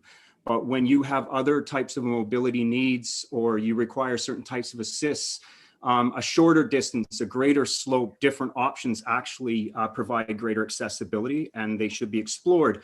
I'll use an example to the mental health, which is to say that connections to Greenwood Park Trail should be explored. And that also gets into then the ways that we cross things like Highway 15. What kind of infrastructure is required for accessibility? Is it going to be pathways of travel on both sides of Highway 15? Where do people cross, et cetera, should all be looked at. And that good neighborhood design factors all of that, factors it with distance and factors access from one part of a city to another part of a city. And it just sort of feels like this design hasn't realized that yet. It's almost like they've got this gated community kind of feel in the way that it's designed. I'm just going to jump 30 ahead. seconds, Don. Thank you. I'm just going to jump ahead and say that the waterfront design and that area actually could be the most important accessible portion of this area because it can provision something for the community, and not just that one subdivision, but the whole community could be provisioned there. And so I think I'll try and really quickly squeak this in. It's a huge conversation. But the density and the way that we design things and the use of missing middle and smaller units and the changing demographics and everything that's going to happen between now and 2060 says that doing a whole bunch of little lots with a single unit home is not the best design. And AT, Carless Society, all these other things, what younger demographics are looking for, et cetera, doesn't appear considered yet in this design. Thank you for your time. I'm sorry if I ran over a bit. Apologies. I don't think so. I think you got it right on.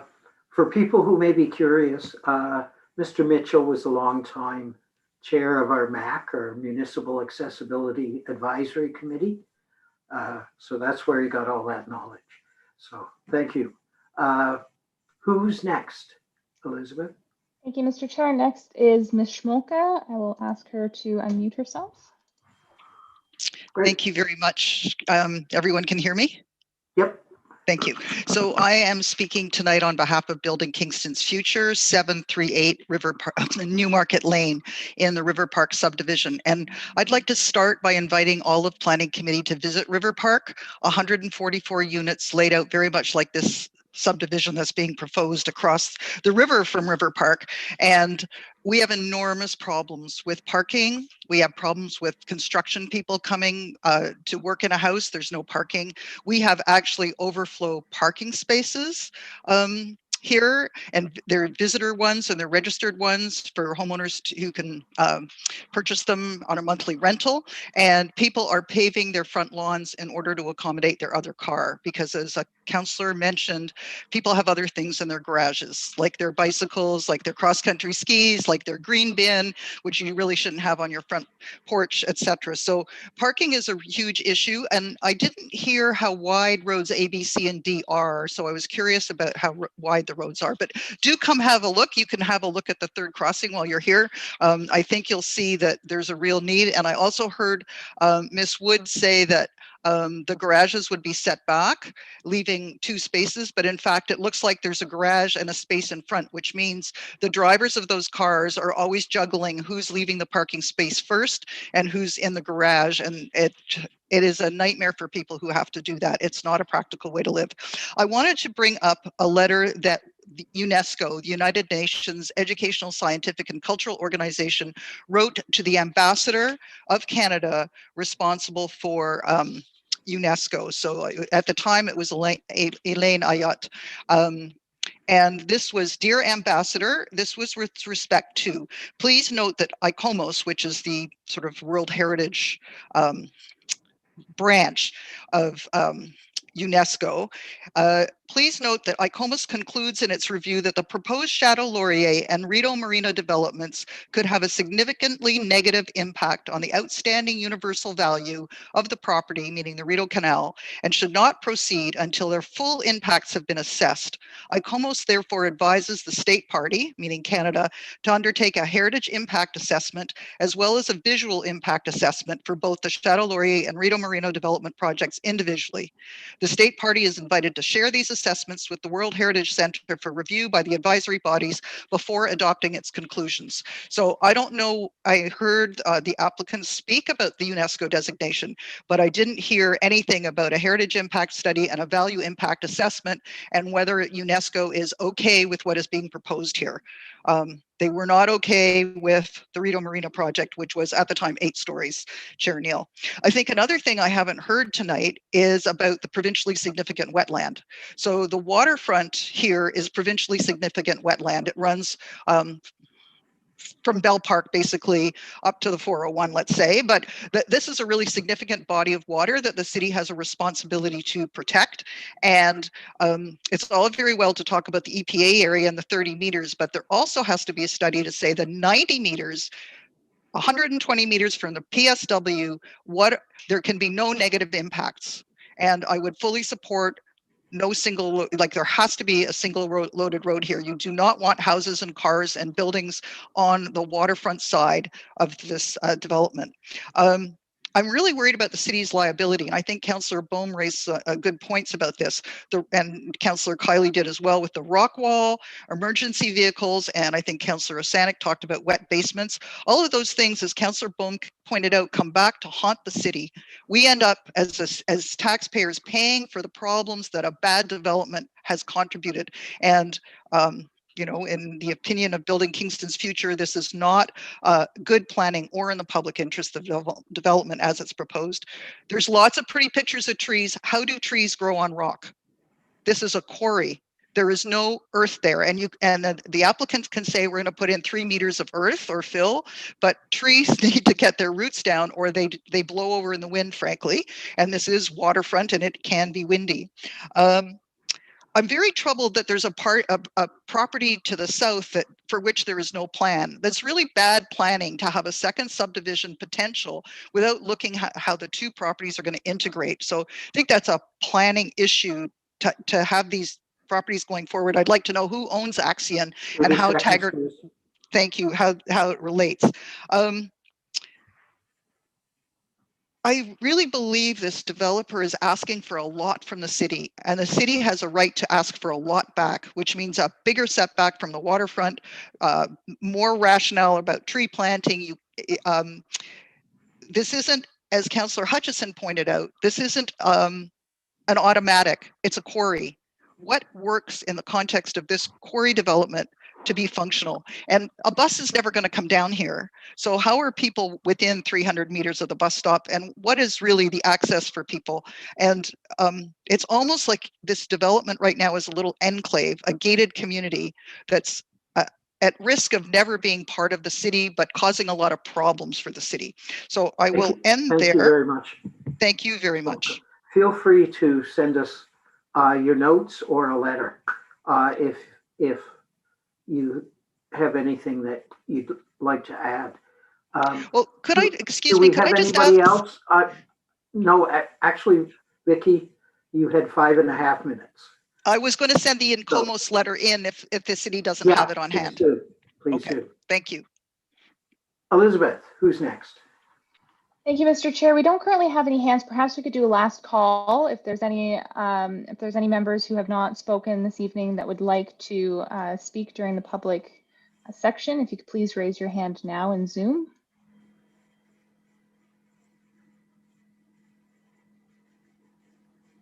Mr. Chair, I'm not seeing any further hands. Thank you.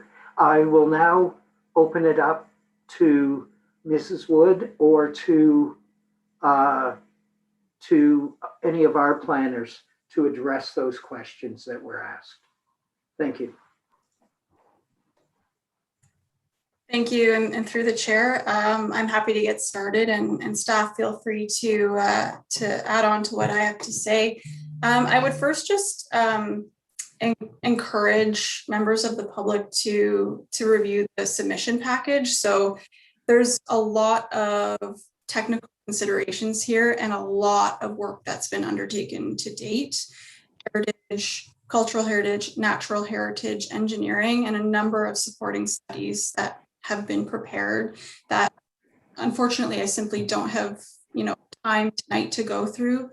An environmental impact study was prepared and submitted by Ecological Services, which looked not only at the 30-meter natural heritage buffer, but it looked at the adjacent provincially significant wetland, adjacent valley lands, species at risk, essentially all of the natural heritage features and requirements that are required under the provincial policy statement to be considered. That was provided with the submission, as well as a heritage impact study that was prepared by Bray Heritage, which examined the UNESCO World Heritage Site. It has been reviewed by Parks Canada, and we are in receipt of comments from them, and will be consulted them in advance of any applications, and will be continuing to consult them as we work through the technical review process. So I would just encourage that members of the public, if there are particular questions around what was evaluated as part of those studies, they are all accessible through Dash. As well, in terms of the lands to the south, as I noted before, a land use study was prepared in support of this application, and it considered various scenarios and concepts for those lands to the south, various land uses, various road configurations, various parkland dedication locations, and how that would integrate with the proposed subdivision. So just important to note that work has been done, and I would encourage folks to take a look at that land use study to see what was considered on those lands to the south, and how this development could integrate with that property in the future, if and when that property owner does decide to develop it. I know there have been concerns raised that this will feel like a gated community because there is one road entrance. At this point, there is one road entrance proposed we can explore and investigate whether there is potential to provide a second one through adjacent lands that aren't owned by this developer. But I'd also highlight that there are additional pedestrian connections proposed beyond just the entrance road. So there is an opportunity to connect the trail that we're proposing to the existing trail and lands to the north next to Riverview. We've also provided a proposed pedestrian connection at the south end that could feed into a pedestrian network along the water should those lands to the south be developed.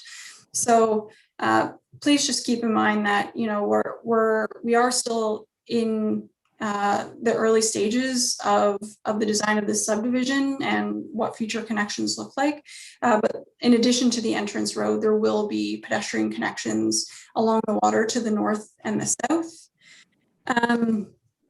Now I'm just going to kind of start from the beginning and work my way down. I can say that the developer is present this evening and listening. So comments related to, I think, components that aren't specifically related to, you know, subdivision layout and land use. So things like alternatives to natural gas, solar panels, and other sustainability features. The developer's here tonight and is hearing those recommendations, and also as part of the one of the developers for the subdivision to the north, in which that Mr. Miller lives. So those comments have been heard this evening. Thank you.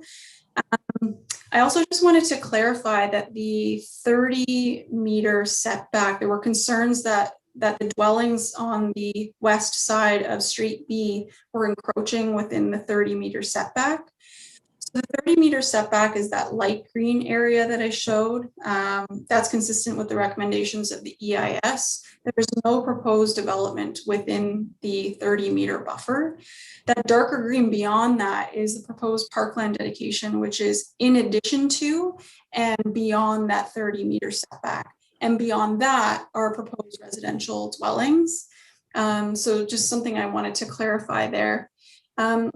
Accessibility comments are duly noted, and you know, it is a very challenging site to address accessibility concerns.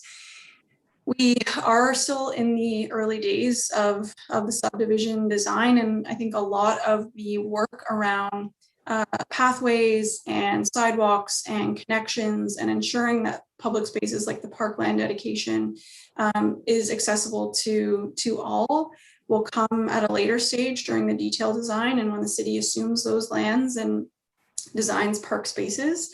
But it's something that we're going to look at more carefully and appreciate those comments, and also look forward to comments from the Municipal Accessibility Advisory Committee, who will be reviewing this application and providing comments. There was a question or concern around whether there's sufficient infrastructure to support these additional units. So we've done a number of technical studies to look at things like capacity from a servicing and traffic perspective. Those will all be reviewed by city engineering staff, and we'll look at the details around servicing capacity, but preliminary reviews suggest capacity won't be an issue. Again, I have taken note of concerns regarding parking, and we'll definitely look at options for facilitating visitor or overflow parking, because we've heard that concern, you know, for surrounding neighborhoods as well as comparable developments on the other side of the river. So thank you for that feedback. We've heard you, and we're definitely going to look at that.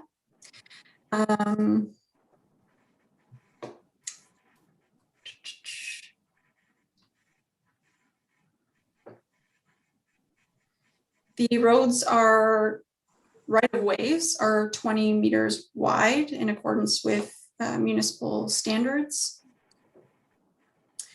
Certainly the question around the rock wall and liability is something that we continue to look at. I think I touched on it briefly at the beginning in response to Councillor Kiley, and it's something again that we've made note of, and I think we're going to be providing additional detail at a future date prior to any decisions being made. So thank you for that feedback.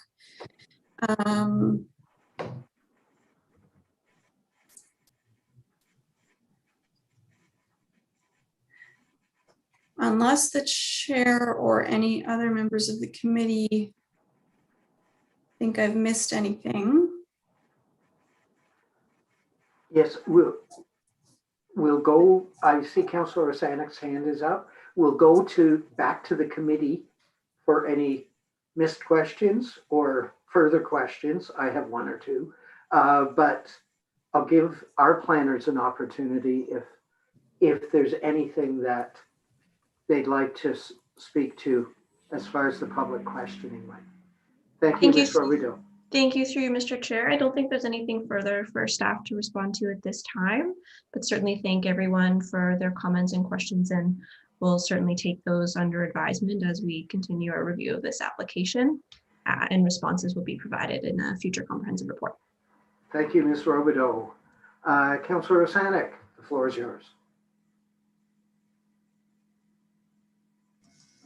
Okay, thank you, Mr. Chair. Through you, I didn't hear the answer, Ms. Wood, to the question about topsoil and how the topsoil is going to be able to sustain the trees, the street trees that are going to be planted.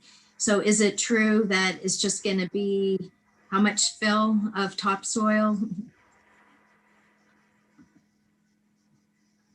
Ms. Wood, if you'd unmute yourself.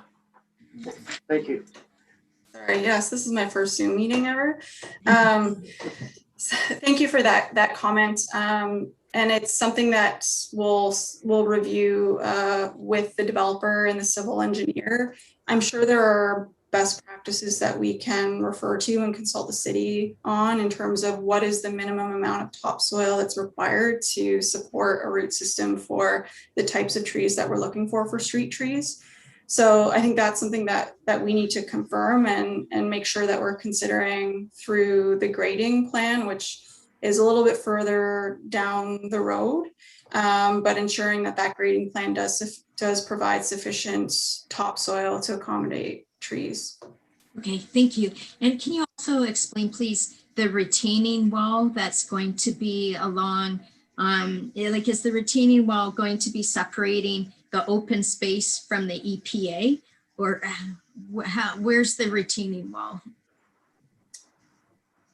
Thank you. And through the chair, the retaining wall, well, there's going to be a few retaining walls, but the one close to the water is retaining the rears of several of the residential lots. So it will be between the residential lot and the park block, as opposed to between the park block and the EPA land. Oh, I see. So it's a retaining wall instead of a fence along those backyards. Correct, although I expect for some of those lots, there will also be a fence just simply for safety purposes at the edge of that wall. Well, I still go back to my original comment of removing lots 100 to 119. For staff then, I've read the letters from Rob Miller, who we also heard from tonight, Cindy Cameron, Karen O'Hanley, and we also heard really specific questions from Vicky Schmoka tonight. So when we comprehensive report, I will be looking for sure for direct answers to all of the concerns that they raise, because in the comprehensive report, sometimes we generalize things and, just give one or two sentences. They ask very specific things in their correspondence that I never would have thought of, but they're really good concerns. So I'll be looking to see how each one of their points gets addressed in terms of me making up my decision for this. And again, I was happy to hear that it wasn't just me with the parking concerns in the neighborhoods. So again, like Ms. Wood, it goes back to for the houses, we're going to have the garage and then one other spot on the driveway. We have to make sure that there's going to be room for the car and that cars won't have to go over, the sidewalks that are going to be built on one side of the street.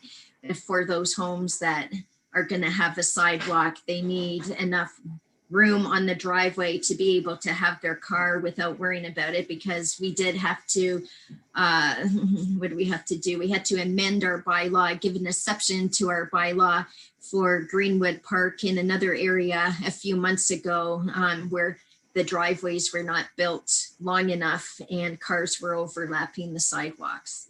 So I'll be looking for that as well when this comes up. And two, since you did say that the houses might be able to move further back to give that extra room, I think I will be looking for that, because then too, you could plant another tree on the front lawn. Because how, Ms. Wood, you were saying how only one tree might be planted at some houses. Some houses, if they share a driveway, have the driveway side by side, there might not be enough room to plant a street tree. If the houses are pushed back more to give a longer front yard, more street trees, whether it's the owner paying for the tree to plant one, or it's the city, it's a street tree that you're putting in for the city to take ownership. The more trees, the better. But then again, it's important to have that depth of soil so that the tree actually lives 100 years.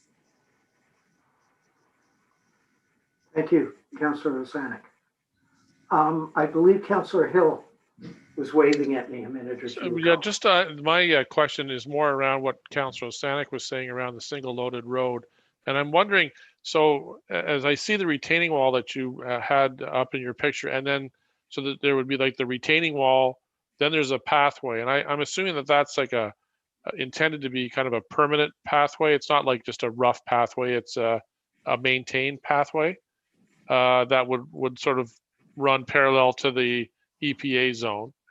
And then on the other side of that would be the retaining wall that sort of contains the backyards of those houses that would back onto the water or onto the EPA. Is that right? So ultimately, that strip of parkland will be conveyed to the city. And whether the city decides to put a path in or keep it naturalized will ultimately be up to the Parks Department. The official plan and the waterfront master plan contemplate a waterfront trail, which is why we've accommodated that in our plan here. So our vision at this point would be for an accessible waterfront trail between that EP and those residential lots. And we are proposing preliminarily a grading plan and retention that would facilitate that waterfront trail. And I think the details of what that trail looks like will ultimately be up to city staff. And I would just highlight that not all of the lots will be retained to the extent of that one rendering. That rendering was at the steepest point. As you move further north towards the park, right, it gets lower and levels out, and it's not so much retained. So it's really only a handful of lots where you would see that.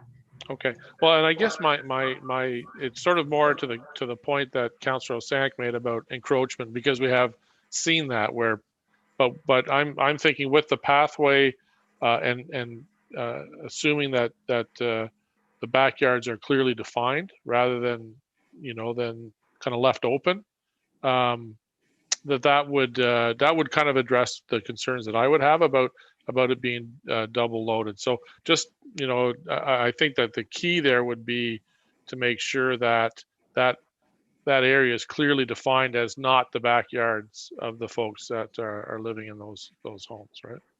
Yeah, thank you for that. And actually the ecologist was happy to see the retaining wall, because it is a physical barrier between private space and that natural features. So I think it's certainly something we'll look at for that entire length of dwellings. Good, thank you. Thank you. Any other member of the committee or the visiting? I saw Dr. Kiley. I just gave you a doctorate. Councillor Kiley's hand up, and then I saw Councillor Hutchison. Go ahead. Vice Chair. Thank you, Chair. I was accepted to my PhD, but turned it down. Father said, that must make real doctors angry. But anyway, that's another story. My questions are about roads too, and I'm gonna pick up just on the thought of the retaining wall because I'm trying to work this through in my head, particularly around traffic calming.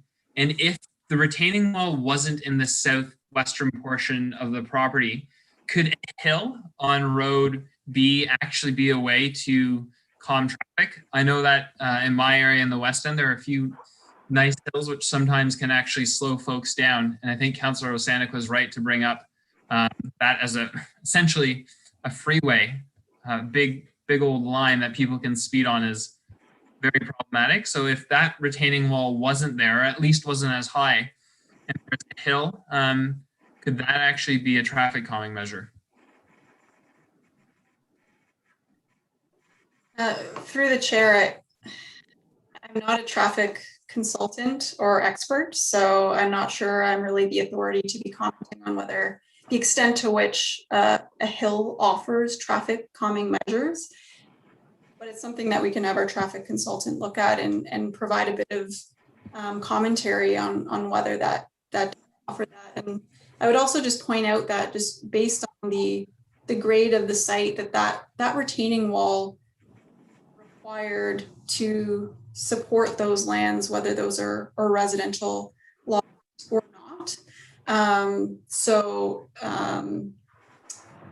also in order to facilitate, like I said before, an accessible road. So we did consider trying to bring that slope down so that the retaining wall was there. So bringing the land lower, closer to the park, but the effect that has is making the entrance road steeper. So with this site, it's a constant push and pull of constraints and trying to meet accessibility while trying to create a safe subdivision layout. But your question is something we can look into.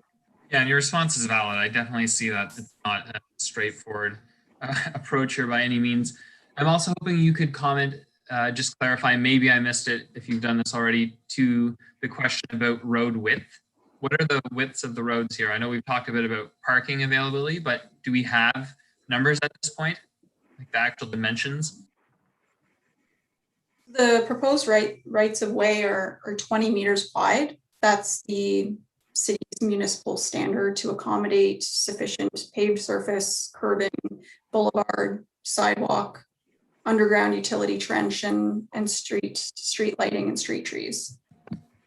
Okay, thanks so much. Thank you. And I saw Councillor Hutchison's hand up. Did you have some questions? So if you can unmute, there you go. Okay, yeah, should be unmuted now. Just want to straighten one thing out. When I was talking about stepping back the development from the 30-meter buffer zone, I was not talking about high rises. Okay, let's be clear about that. I was thinking low rises or a rise or two. I'm not designing it, so I'm not going to say anything about that. And that the density would be stepped back and closer to Highway 15. And it could be rental, it could be condominiums, and but I'm just not talking about high rises. So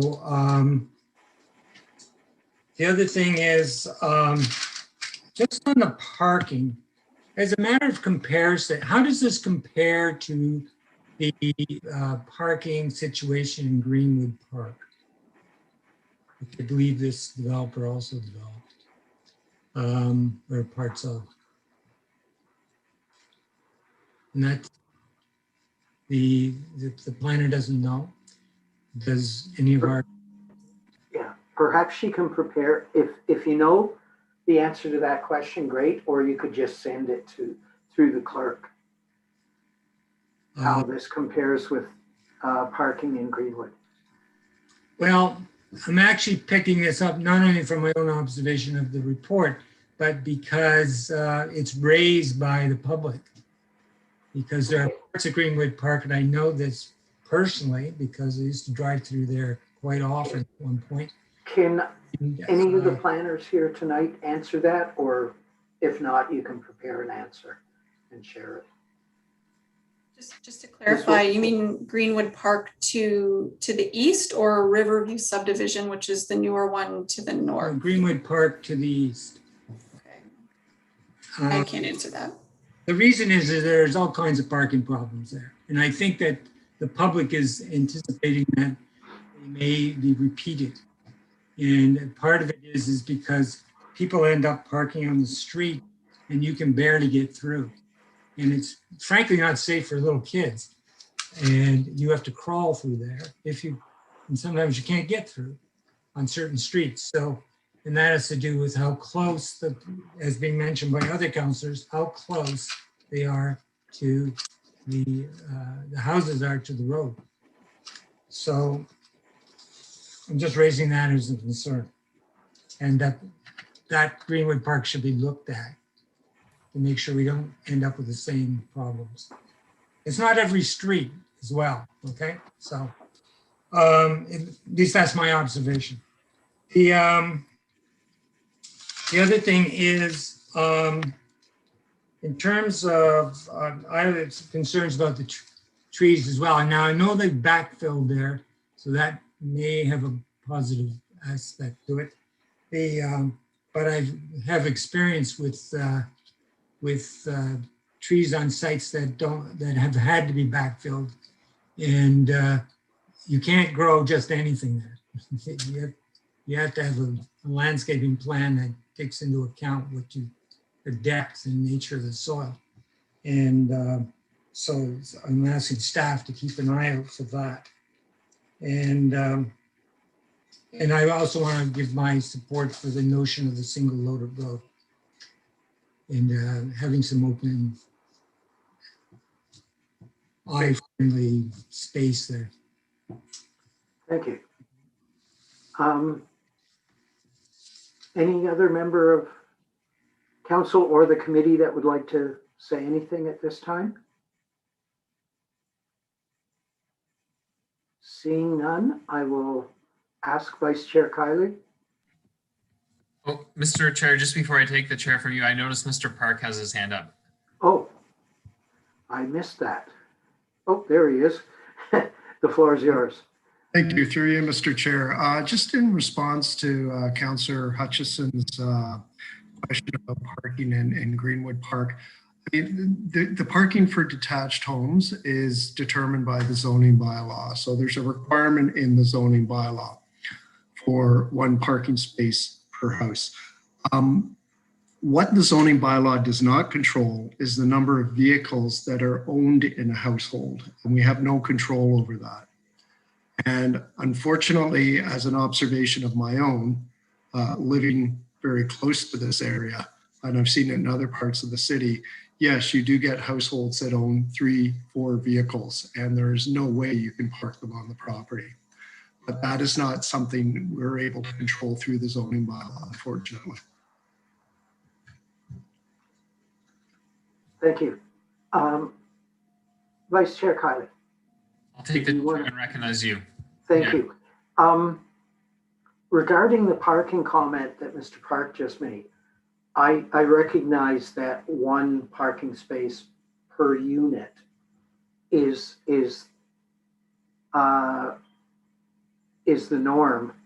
The difficulty is that we all recognize, particularly since we encourage and allow future secondary suites, that allowing just one parking space per unit of housing is insufficient. So that's something I think we need to address in our future comprehensive zoning bylaw, but we need to recognize that as a problem currently as well. I understand from Mrs. Wood that that the developer is also tuned in to tonight's meeting, and there's a couple of things I want to suggest. One, I think you've seen what you rarely see with the City of Kingston Council, which is near unanimity on the whole question of single loaded road. So that there seems to be a consensus on that in this committee. And that being the case, I think that before it comes back as part of the comprehensive proposal, you need to consider that really strongly. The other thing, and I'm surprised that Vice Chair Kiley didn't jump in, because usually he or I jump in at the comprehensive zoning timing. Within 5 to 10 years, the majority of us will be driving electric vehicles. And I think it's foolhardy for any developer today to not incorporate an EV charging station in every garage. And since there are, I believe each unit has its own garage, I think that should be a definite consideration that will bring a smile to our face if it comes already incorporated in the comprehensive recommendation when the plan comes to us again. And that's about it, but I think I maybe saw Councillor Hutchison's hand up again. So Yeah, you can chair that. You can take the chair back. thank you very much. Yes, Councillor Hutchison. Thank you. I just want a bit of clarification from Mr. Park. It's true that I got no doubt it's true that we can zoning only asks for one spot per household, but the size of the front yard and the length of the driveway also impacts this problem. And in this particular proposal, the developer asked for a shorter than normal front yard. That's the way I read it anyway. And you want to correct me, go right ahead. Okay. So it would seem to me straightforward that if you have a longer front yard, the possibility of accommodating more than one car is definitely a possibility. And in fact, one of the letters to us makes that, just reminded me that they made that very point. You have the garage, and we had a little debate about whether they're actually used for parking, but we can't help that. But we can help the front yard, the size of the front yard, and whether you can park the second car in the driveway and not overhang the sidewalk.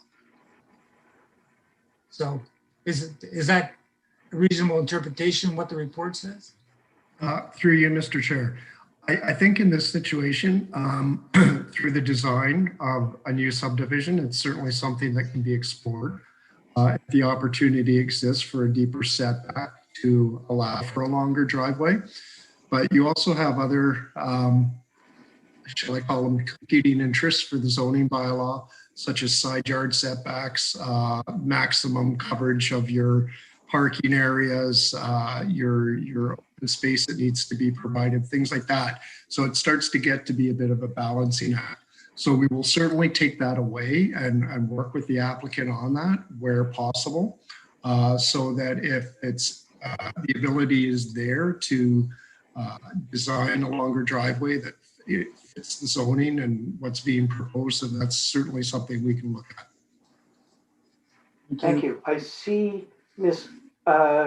Wood's hand is up, and then we'll recognize Councillor Hill. Go ahead, Ms. Wood. Thank you. And through the chair, I just wanted to provide some clarification on the proposed zoning and front yard setback. So we are proposing a 3-meter front yard setback for the building. However, the garage space is still required to be set back a minimum of 6 meters in order to accommodate a surface parking space in the driveway, in addition to a parking space in the garage. The reduced front yard setback would essentially mean that portions of the dwelling that are not the garage, so front entranceway feature, front porch, these portions can come closer to the street, up to 3 meters from the property line, with the garage set back at least 6 meters. So while the minimum required parking for these uses, as Mr. Park indicated, is 1 space per unit, each dwelling unit will include at least 2 parking spaces. Thank you. And Councillor Hill, I recognize you. Thank you, and through you, Mr. Chair. Just wanted to be sure I'm not part of that consensus that you mentioned, and the reason that I think I struggle with it a little bit, and I'm not to say that I ultimately wouldn't support that, but that we are asking for increased density, and I think we have to be careful that when we're asking for that, we're not just asking for that in the city itself, but we're also asking to see that happen in our suburbs as well. So, where we can accommodate access to the waterfront and to the good walkways for residents, I think we need to be careful that we don't impose too many restrictions around ensuring that we're getting as much density out of a development as we possibly can. Thanks. I appreciate that. I misread your poker face, I guess. Thank you. Any further questions? Okay. I just had one quick comment. If you could take the chair. Yeah, and you can go. Thank you. For Miss Wood, I guess my concern is you mentioned, well, the pathway, any of that is up to the city because we're just going to convey the property to the city. It's been my experience in the past with development along the waterfront within the urban core of the city. The work is done as a condition of site plan. And if there's any conveyance, the conveyance takes place at that time after it's already gone in. So I'm not sure whether the city would recognize that again. I think it should be a consideration because past development of pathways has been part of the developer's requirement. And if there's been any conveyance, it's happened after the fact. So that's a consideration, I think, to make. So, and that's it, I believe. I don't see any other hands. Yours. Thank you. So I will declare this portion, this public meeting as closed now. If anybody has any further comments to make, kindly send them through the clerk or our city planner. And we'll now turn to our regular meeting, which is just an agenda to get through. So I'll call this meeting to order. And I need a mover and a seconder for the approval of the agenda. Councillor Hill, Councillor Osanek, all those in favor? Carried. Confirmation of minutes from our April 15th meeting. We've all seen them. A mover and a seconder. Councillor Hill, Councillor Hutchison, all those in favor? Carried. Disclosure of pecuniary interest. None of us own any waterfront property, I presume. So seeing none. Delegations, we have none. Briefings, we have none. Business, we have none. Motions, we have none. Notices of motion, we have none. Other business, seeing none. We've received considerable correspondence, but I believe we all commented on what we wanted to comment on. So we'll go to the date of the next meeting, which is May 20th for our next planning meeting. And I'll have a motion to adjourn. Councillor Hill, beat us all to it. Councillor Hutchison, all those in favor? Approved. Thank you very much. Take care, everybody.